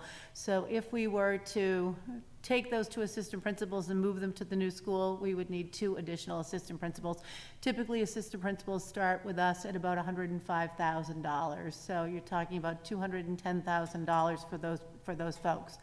And adjustment counselor, and the same scenario exists here, except that we have, I think, 2 and 2 in those buildings. So when we take the 2 and 2 and we kind of collapse them, you'd probably need 1 more. So as we are thinking about that, we typically estimate about $75,000. So if we were at 210 and we added 75, we're at 285,000. I want people to be very clear, though, that whether or not you have a new building, the time has come for us to add administrators and adjustment counselors. The state recommendation is that you have about 340 students at the elementary level per counselor. In this building, if we're talking about 3 counselors, we're still at 400 to 1, so we are still well above the recommended average. We are going to have to hire these folks, whether or not we have a different physical plant to put them in. We'll do another one. Oh, what did I just do? That's not good. No, I got you. I shouldn't touch the computer. Wait, no, we got there. I'd read recently that if grade 6 goes to Hopkins, if and when grade 4 goes to Elmwood, there would be significant renovations required to Hopkins. Can you confirm this is true? If so, are there costs already in mind for those renovations? If no costs yet, when would that be better understood? You want to take that one?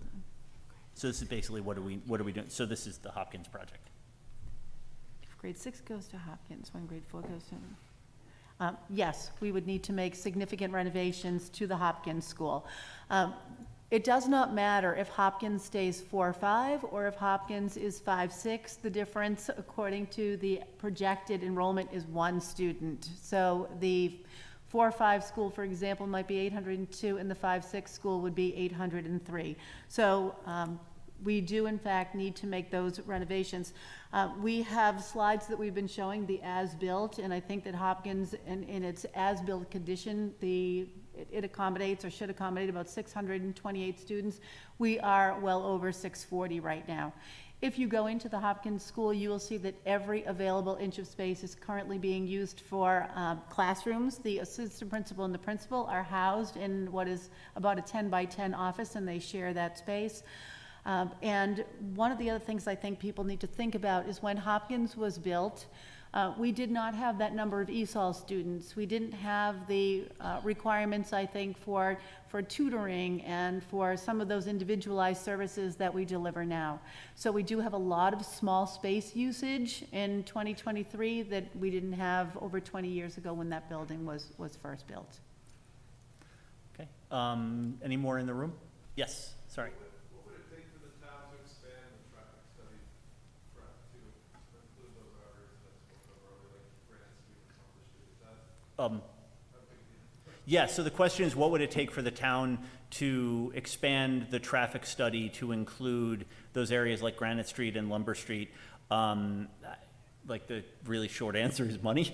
But It just seems like you've yeah. done so much due diligence, it's Yeah. impressive to see this, but the traffic study from Pleasant to Chestnut just seems so much short-sighted by comparison to all that we've done.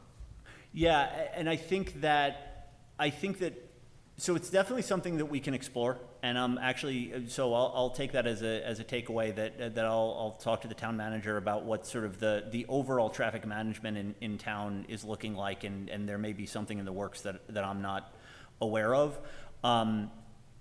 Yeah, I think that the difficulty with that is a little bit of scope creep, right? Which is the idea of, we're looking at the school and the impacts of the school traffic. We know that the town traffic is a significant problem in a whole bunch of other areas. And so are we looking at doing like a full-blown town-wide traffic study that would have recommendations, or how targeted are we making it? I think that's probably the devil's in the details a little bit, but it's something that I think is worth exploring. I only Yeah. ask because this is the goal of putting the school here to have the campus style. Yeah. It sounds like the traffic study's been affiliated or associated with Elmwood School, when in fact it's campus style, so the overall school traffic should be considered, not just the impact of Elmwood. Yeah, and we definitely are, that was the idea of the sort of Chestnut to Pleasant, but I understand what you're saying in terms of its wider impact. And part of this is going to be an ongoing process even post-opening. So one of the hopes that we have is that by shortening the bus routes, we're going to put more kids on buses.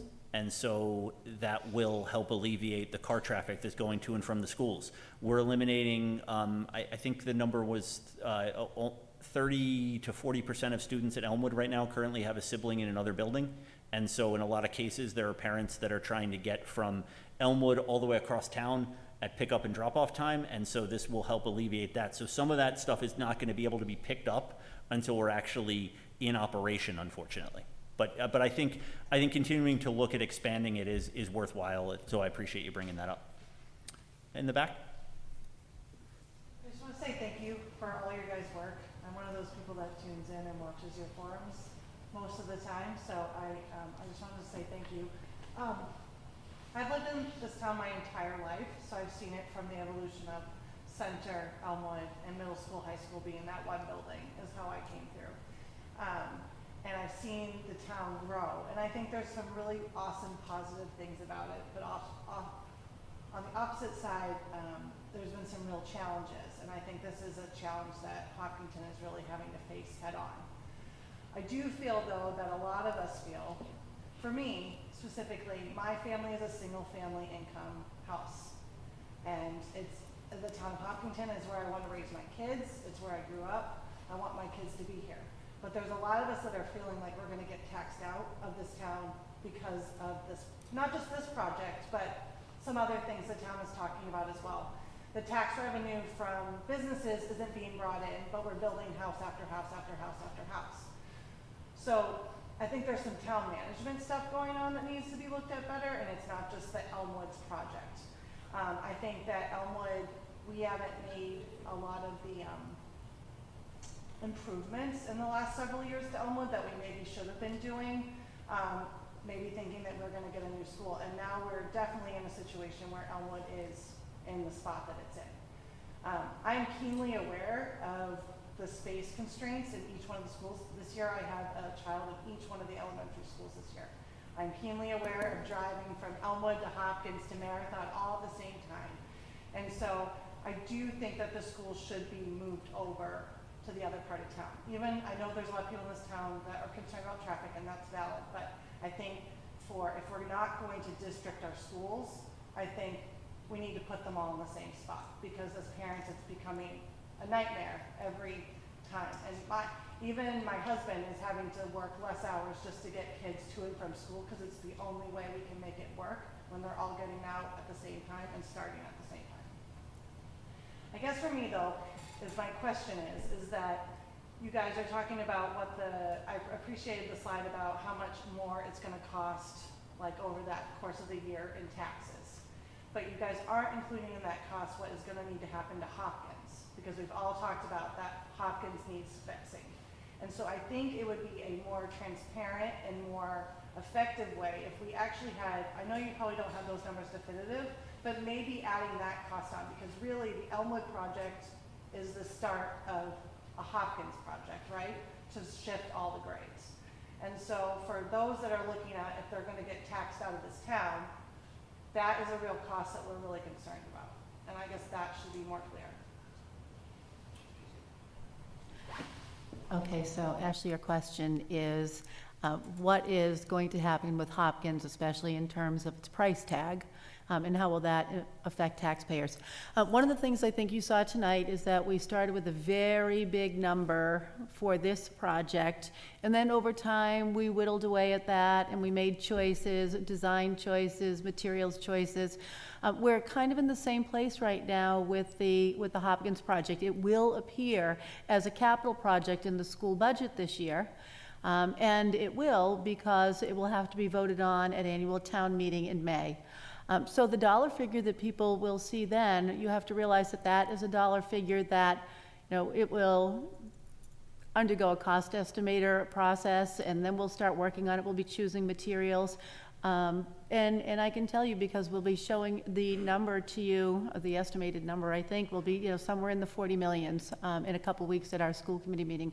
So you'll be able to see that then. We just have to continue to remember that these two projects will happen concurrently. So while we're working on Elmwood, we'll also be working on Hopkins, so that there's the same opening date, so that you'll be able to pull the grade 6 kids out of the middle school when you're moving the grade 4 kids down into Elmwood. We talk about it all the time, but all of these projects really do hinge upon one another.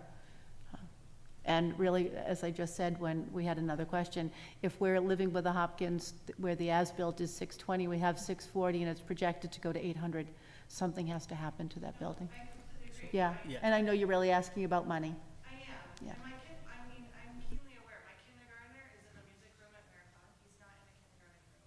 And we were told he would be moved by open house. And it's a lot of open house, and he's still in the music room. His teacher's wonderful. Principal DeBow is wonderful, but that's the reality of my kindergarten situation right now. I am in the Hopkins Library all the time, and I know that it's half the size that it used to be. And I sub at Elmwood a lot, and so I see the breakout spaces that they're having to do. So I'm keenly aware of the space, but I just feel like the cost of this ginormous school versus like not doing it, I feel like the town is in a rock and a hard place right now, and I think that's where we're kind of at. That doesn't diminish any of the work that you guys have done, and I think it's great. But I think if this vote is going to get pushed through, we need to be really clear about what the money is for all of the projects and incorporate those into your slides. So, so the additional point that was made was the idea that we need to be able to present to the town the additional kind of capital projects that are fitting into this, a Hopkins project, anything else that would be in there. That absolutely will happen. We actually, several of us, right before this, had a meeting with the Appropriation Committee in the high school library where we were talking about this project. But the goal is for the Appropriation Committee to also put together a statement of sort of capital projections, which will show the additional pieces. We are, you know, I feel like I can't stress this enough. Like the people that are on this elementary school building committee primarily are absolutely residents of the town, and we feel the economic strain as much as anyone. Almost all of us don't have children that will go to this school. That is why we have tried to be as cost efficient as possible. The reality is we're facing a problem in our town, as I know, Ashley, you clearly indicated, of the school buildings not being able to accommodate the numbers. And the additional problem that we're facing is, as we tried to illustrate up here, is that this is ultimately what it costs to solve this problem. And so in some ways that is the choice that we're faced with as we grow as a town, as we want to keep that educational model where we keep all of our elementary school students together by grade level. this is, for better or worse, what sort of it costs to accommodate that.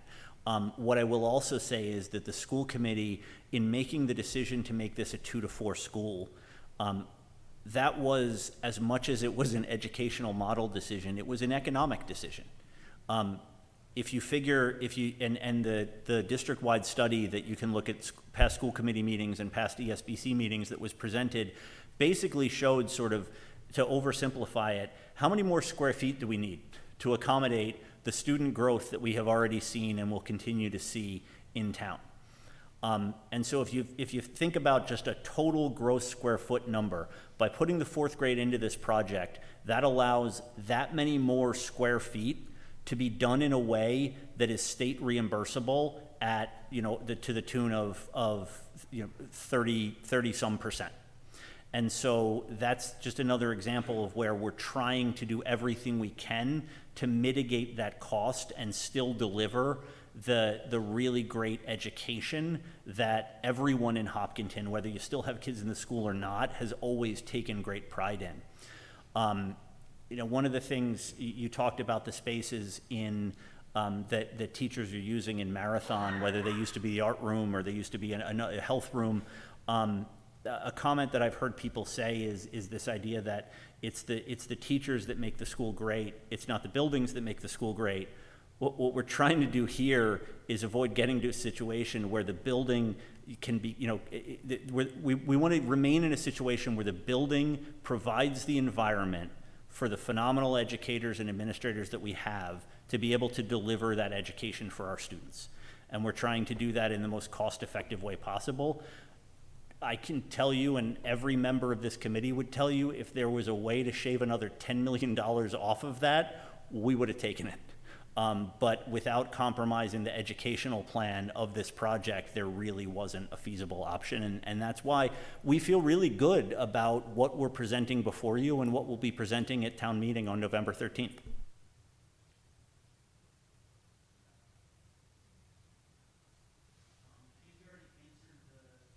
I think we already answered the staffing question.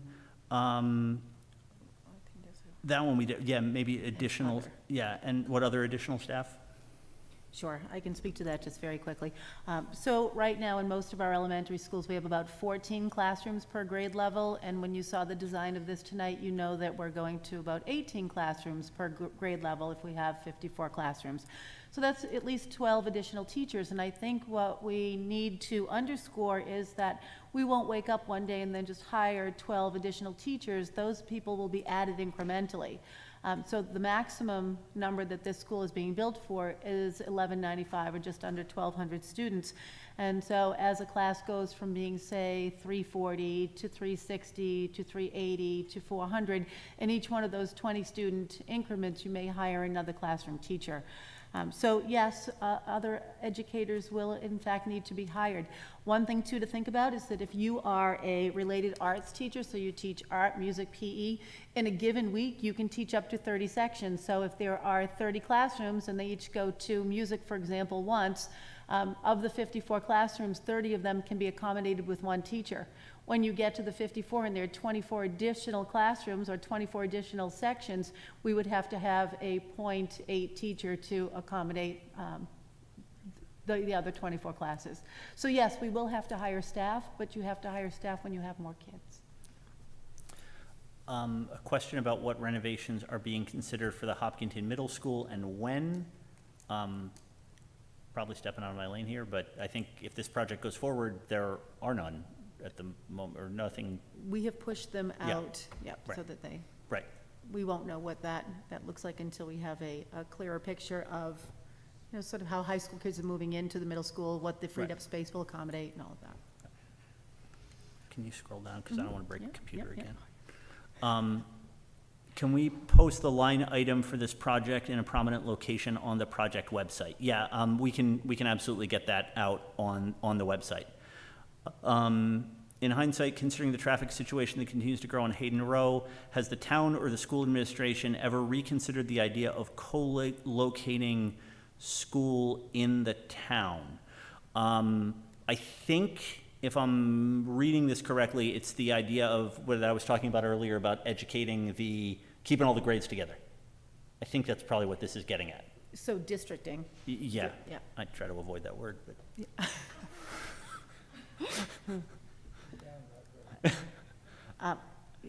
Yeah, go ahead, because you have the Fruit Street history. Yeah, I mean, honestly, I don't know, I can't speak to whether the school committee has considered that. They're obviously the overall caretakers of kind of how the grades get broken down.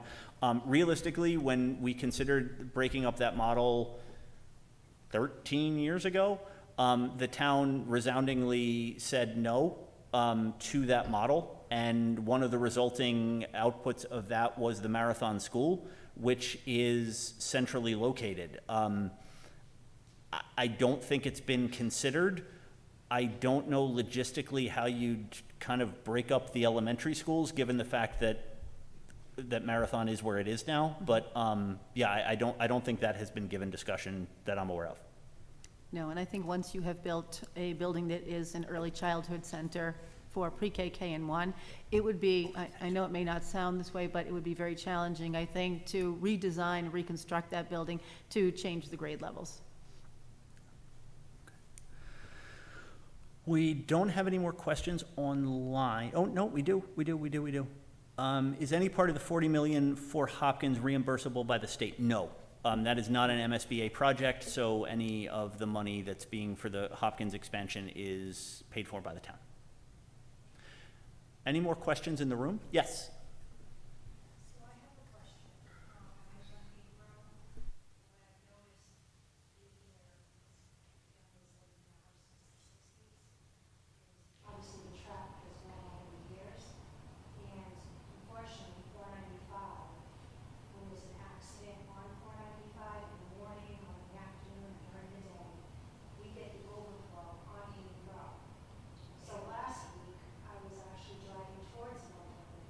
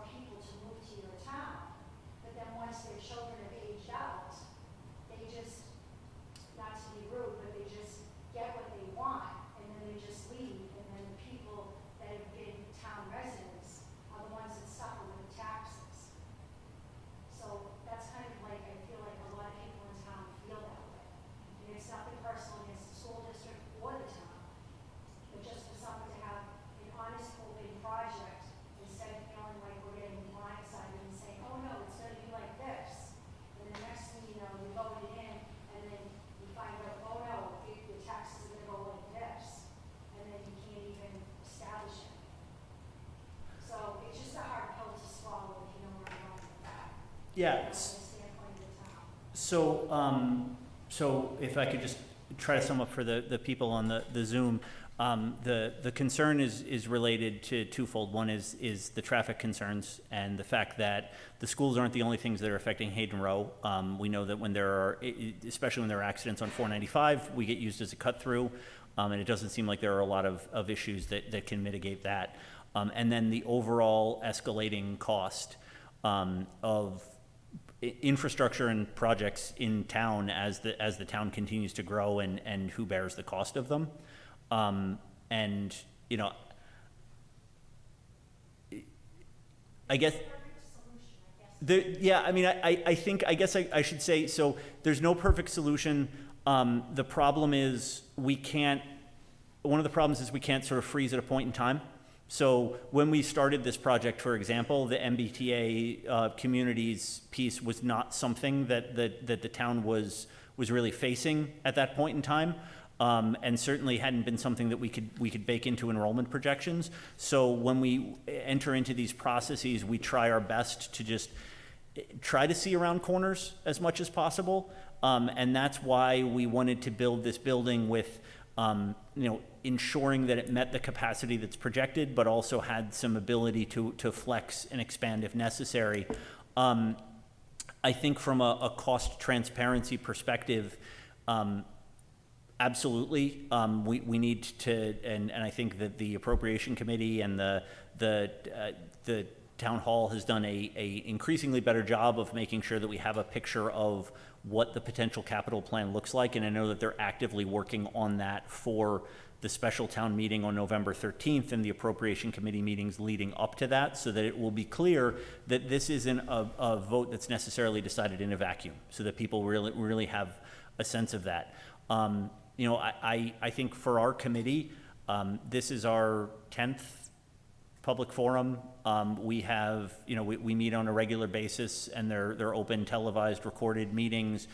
We've done, I think, everything we can to try to be as transparent as possible and not drop a number on the town, up to and including the point where we actually quoted the town a higher number in February and March because that's what we thought at the time. And then even though we knew we were going to work that down, we wanted everyone to be aware of what we were dealing with. And so we recognize that this is challenging, and there's nothing I'm going to say up here that's probably going to make anybody feel a lot better about that, other than we have really tried to transparently go through and find the best solution possible for the education of our students, for as economically efficient as it can be for the taxpayers to still maintain that quality of schools.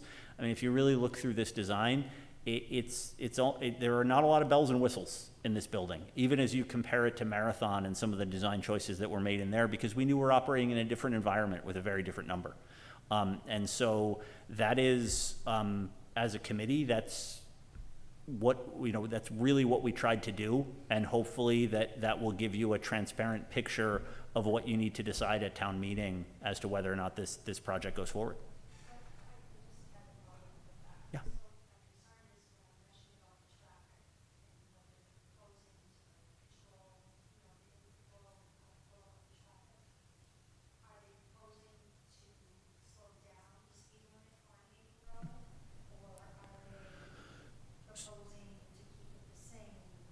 Yes, that's a great question. The question is, are they proposing to slow down the speed limit on Hayden Row, or are they proposing to keep it the same?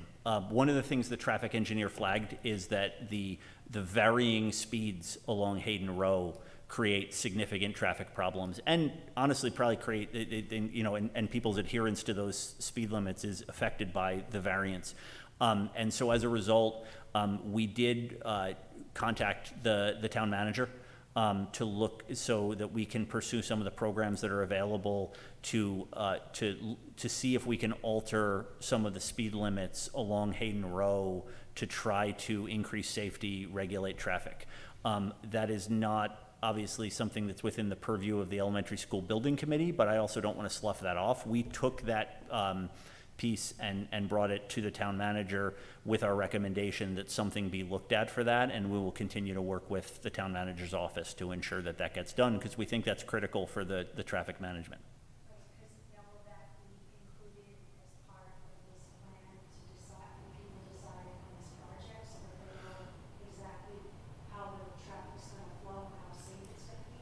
I mean, to the extent we can, we're sort of just up against a calendar there in terms of, we will talk about how that's something that's being considered. I don't know how far along in that process, because I don't candidly know enough about sort of the state and local processes to look at speed limits. So to the extent we can, we will get as much information as possible. Because the only reason why I'm asking is I had someone drive into my yard and almost hit one of my relatives, where it was like they came right into the yard. Yeah. They went right off the road, and I know that I have a neighbor, unfortunately, that, had a situation where they got hit in Navy Road. Yeah. And I just am more concerned, obviously, with the safety of people that should be able to walk on the street, you know what I mean? And being able to cross the street safely, and with the flow of traffic, how that's gonna deal with the safety of the children in the school as well.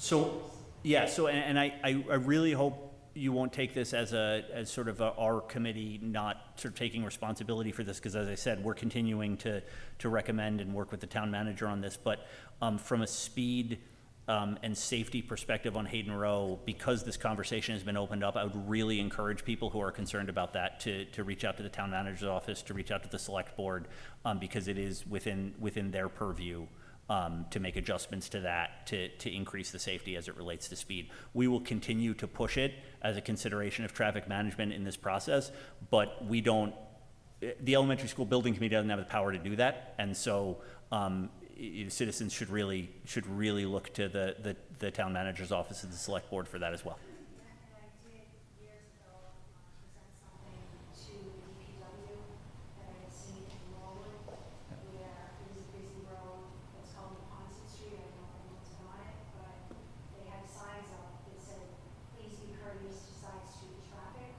That way, people that were trying to get out of side streets onto the main artery, they could get in and out safely. Yep. And when I presented that a couple times to the DPW director, and nothing had been done about it. I took a picture of it, I sent them information from the town, and that's the kind of stuff for people that live on a busy street as us on Hayden Road are concerned about, is the safety of someone getting in and out of their driveway, and having safety to, because I've had many people, and I don't know if any other person here has dealt with it, I've had people basically be condescending to me when I'm trying to get in and out of my driveway, or if I try to back up and I'm using my directional, and it's just, these are people just passing through.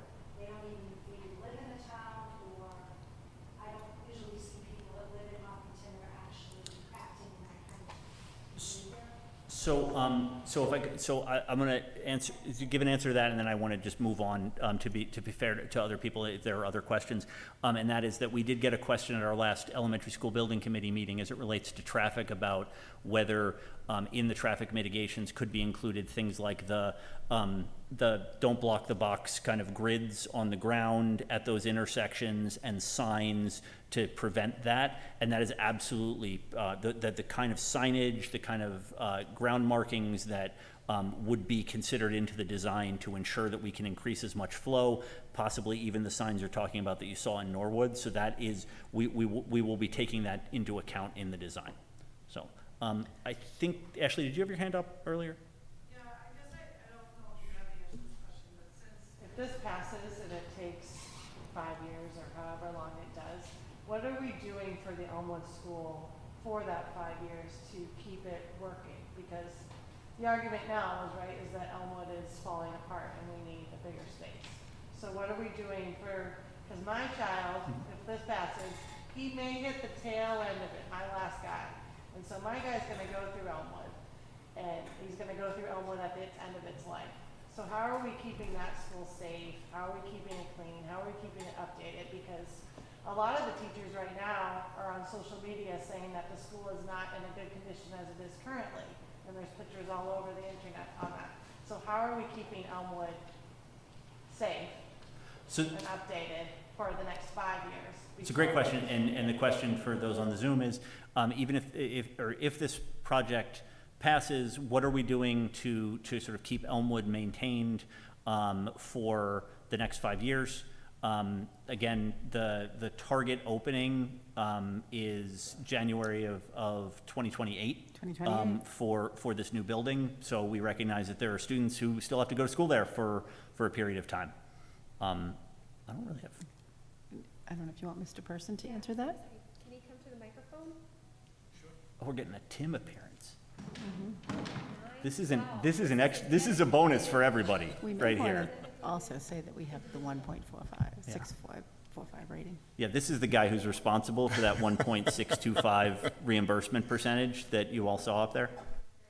Yeah, I think through our operating budget, we still continue to invest in Elmwood as far as, the heating system, life safety stuff. If there's roof leaks, we're going to take care of those. If there's plumbing issues. So we're going to still maintain the school while we're in it. I think what the teachers are probably referring to is just kind of the overall condition of the classroom. So I want to say Elmwood was built in '54, and it's showing that, and I think that's kind of why, this part of the reason why this project's being put forth is that it's really, we went through all this stuff, but it's really an end-of-life school project, right? So the building is tired, kind of as Center School was, so, but we will continue to maintain it throughout all the years that the kids are there. If we do see safety concerns, we're going to take care of those. But there's things that we can't do, right? We can't make it a brand-new building.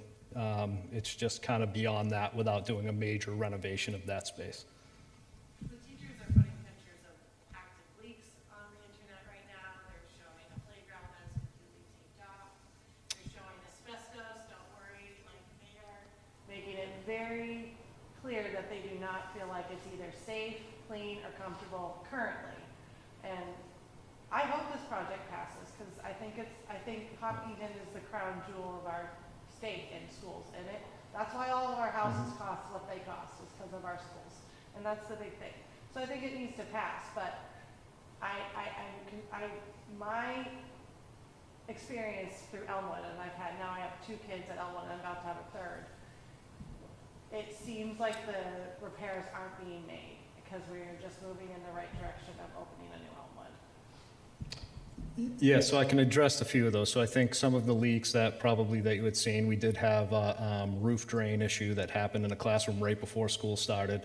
And kind of what we had to do there was it leaked into the room, it buckled up the floor. The floor mastic itself has asbestos-containing materials, as does most of the floor through the school. So we had to mitigate that, through the proper way of doing it, and then retile the floor. So there are issues that come up, and we do address them as they come up. So if a teacher has a leak, we are addressing them. So I'm not sure when those pictures were posted, but we really do try to jump on top of anything that's broken to ensure the safety of the students and the staff. System, because my daughter's been outside 3 times The last 2 weeks for over an hour for fire alarm. Yep, so we had an issue with the fire alarm system. 1 week was a bad smoke detector, which we replaced immediately. And then the second week was with the dry sprinkler system that went into the newer section of the building, believe it or not, and we addressed that and fixed it immediately. It just seems like those issues aren't really happening at any of the Other other schools, so it makes me nervous that we're where we're at and we're still thinking 5 years out. They do, and we run preventative maintenance programs on our boiler systems and HVAC equipment, and we have our fire alarm inspections every year at all the schools. So we will continue to maintain to the best of our ability and fix problems. space issue at Elmwood seems less than Marathon. Marathon feels like you're busting. Yeah, the scenes, there's art on the cart, there's music on a cart. Elmwood seems like it has more space. They have a music room, they have an art room. So I don't know, it seems like there's issues all over the school, but the Elmwood maintenance has been my concern. So if I can, just liken it to when you have an old car, right? I mean, you may go and get your car, the oil change, you might change air filters and do all of the right things, replace your tires when you need to. But at the end of the day, as that car ages, it's more likely that something's going to go wrong. And so, as Tim said, we fix the fire alarms when they're going off inappropriately, but there's a higher likelihood that those kinds of things are going to happen in a building that's 70 years old, so, you know. Yeah. I just kind of wanted to hear from you guys that the priority is still to maintain that school while we're waiting for a new one. It most assuredly is, yes. And I think when you look at the reimbursement number, it does indicate that we have kept those things up over the years. And maybe, as Tim said, when the building is 70 years old, it looks tired. Yeah. Nope, I went there, and I'm Yeah. very old. So, sensitive to the fact that we are at 9:17, and I want to thank everybody for your attendance and attention. We had obviously people here in the auditorium. We had a ton on Zoom as well. I would like to, again, thank you all. Remind you that special town meeting is on November 13th, and the special town election is in fact on November 28th.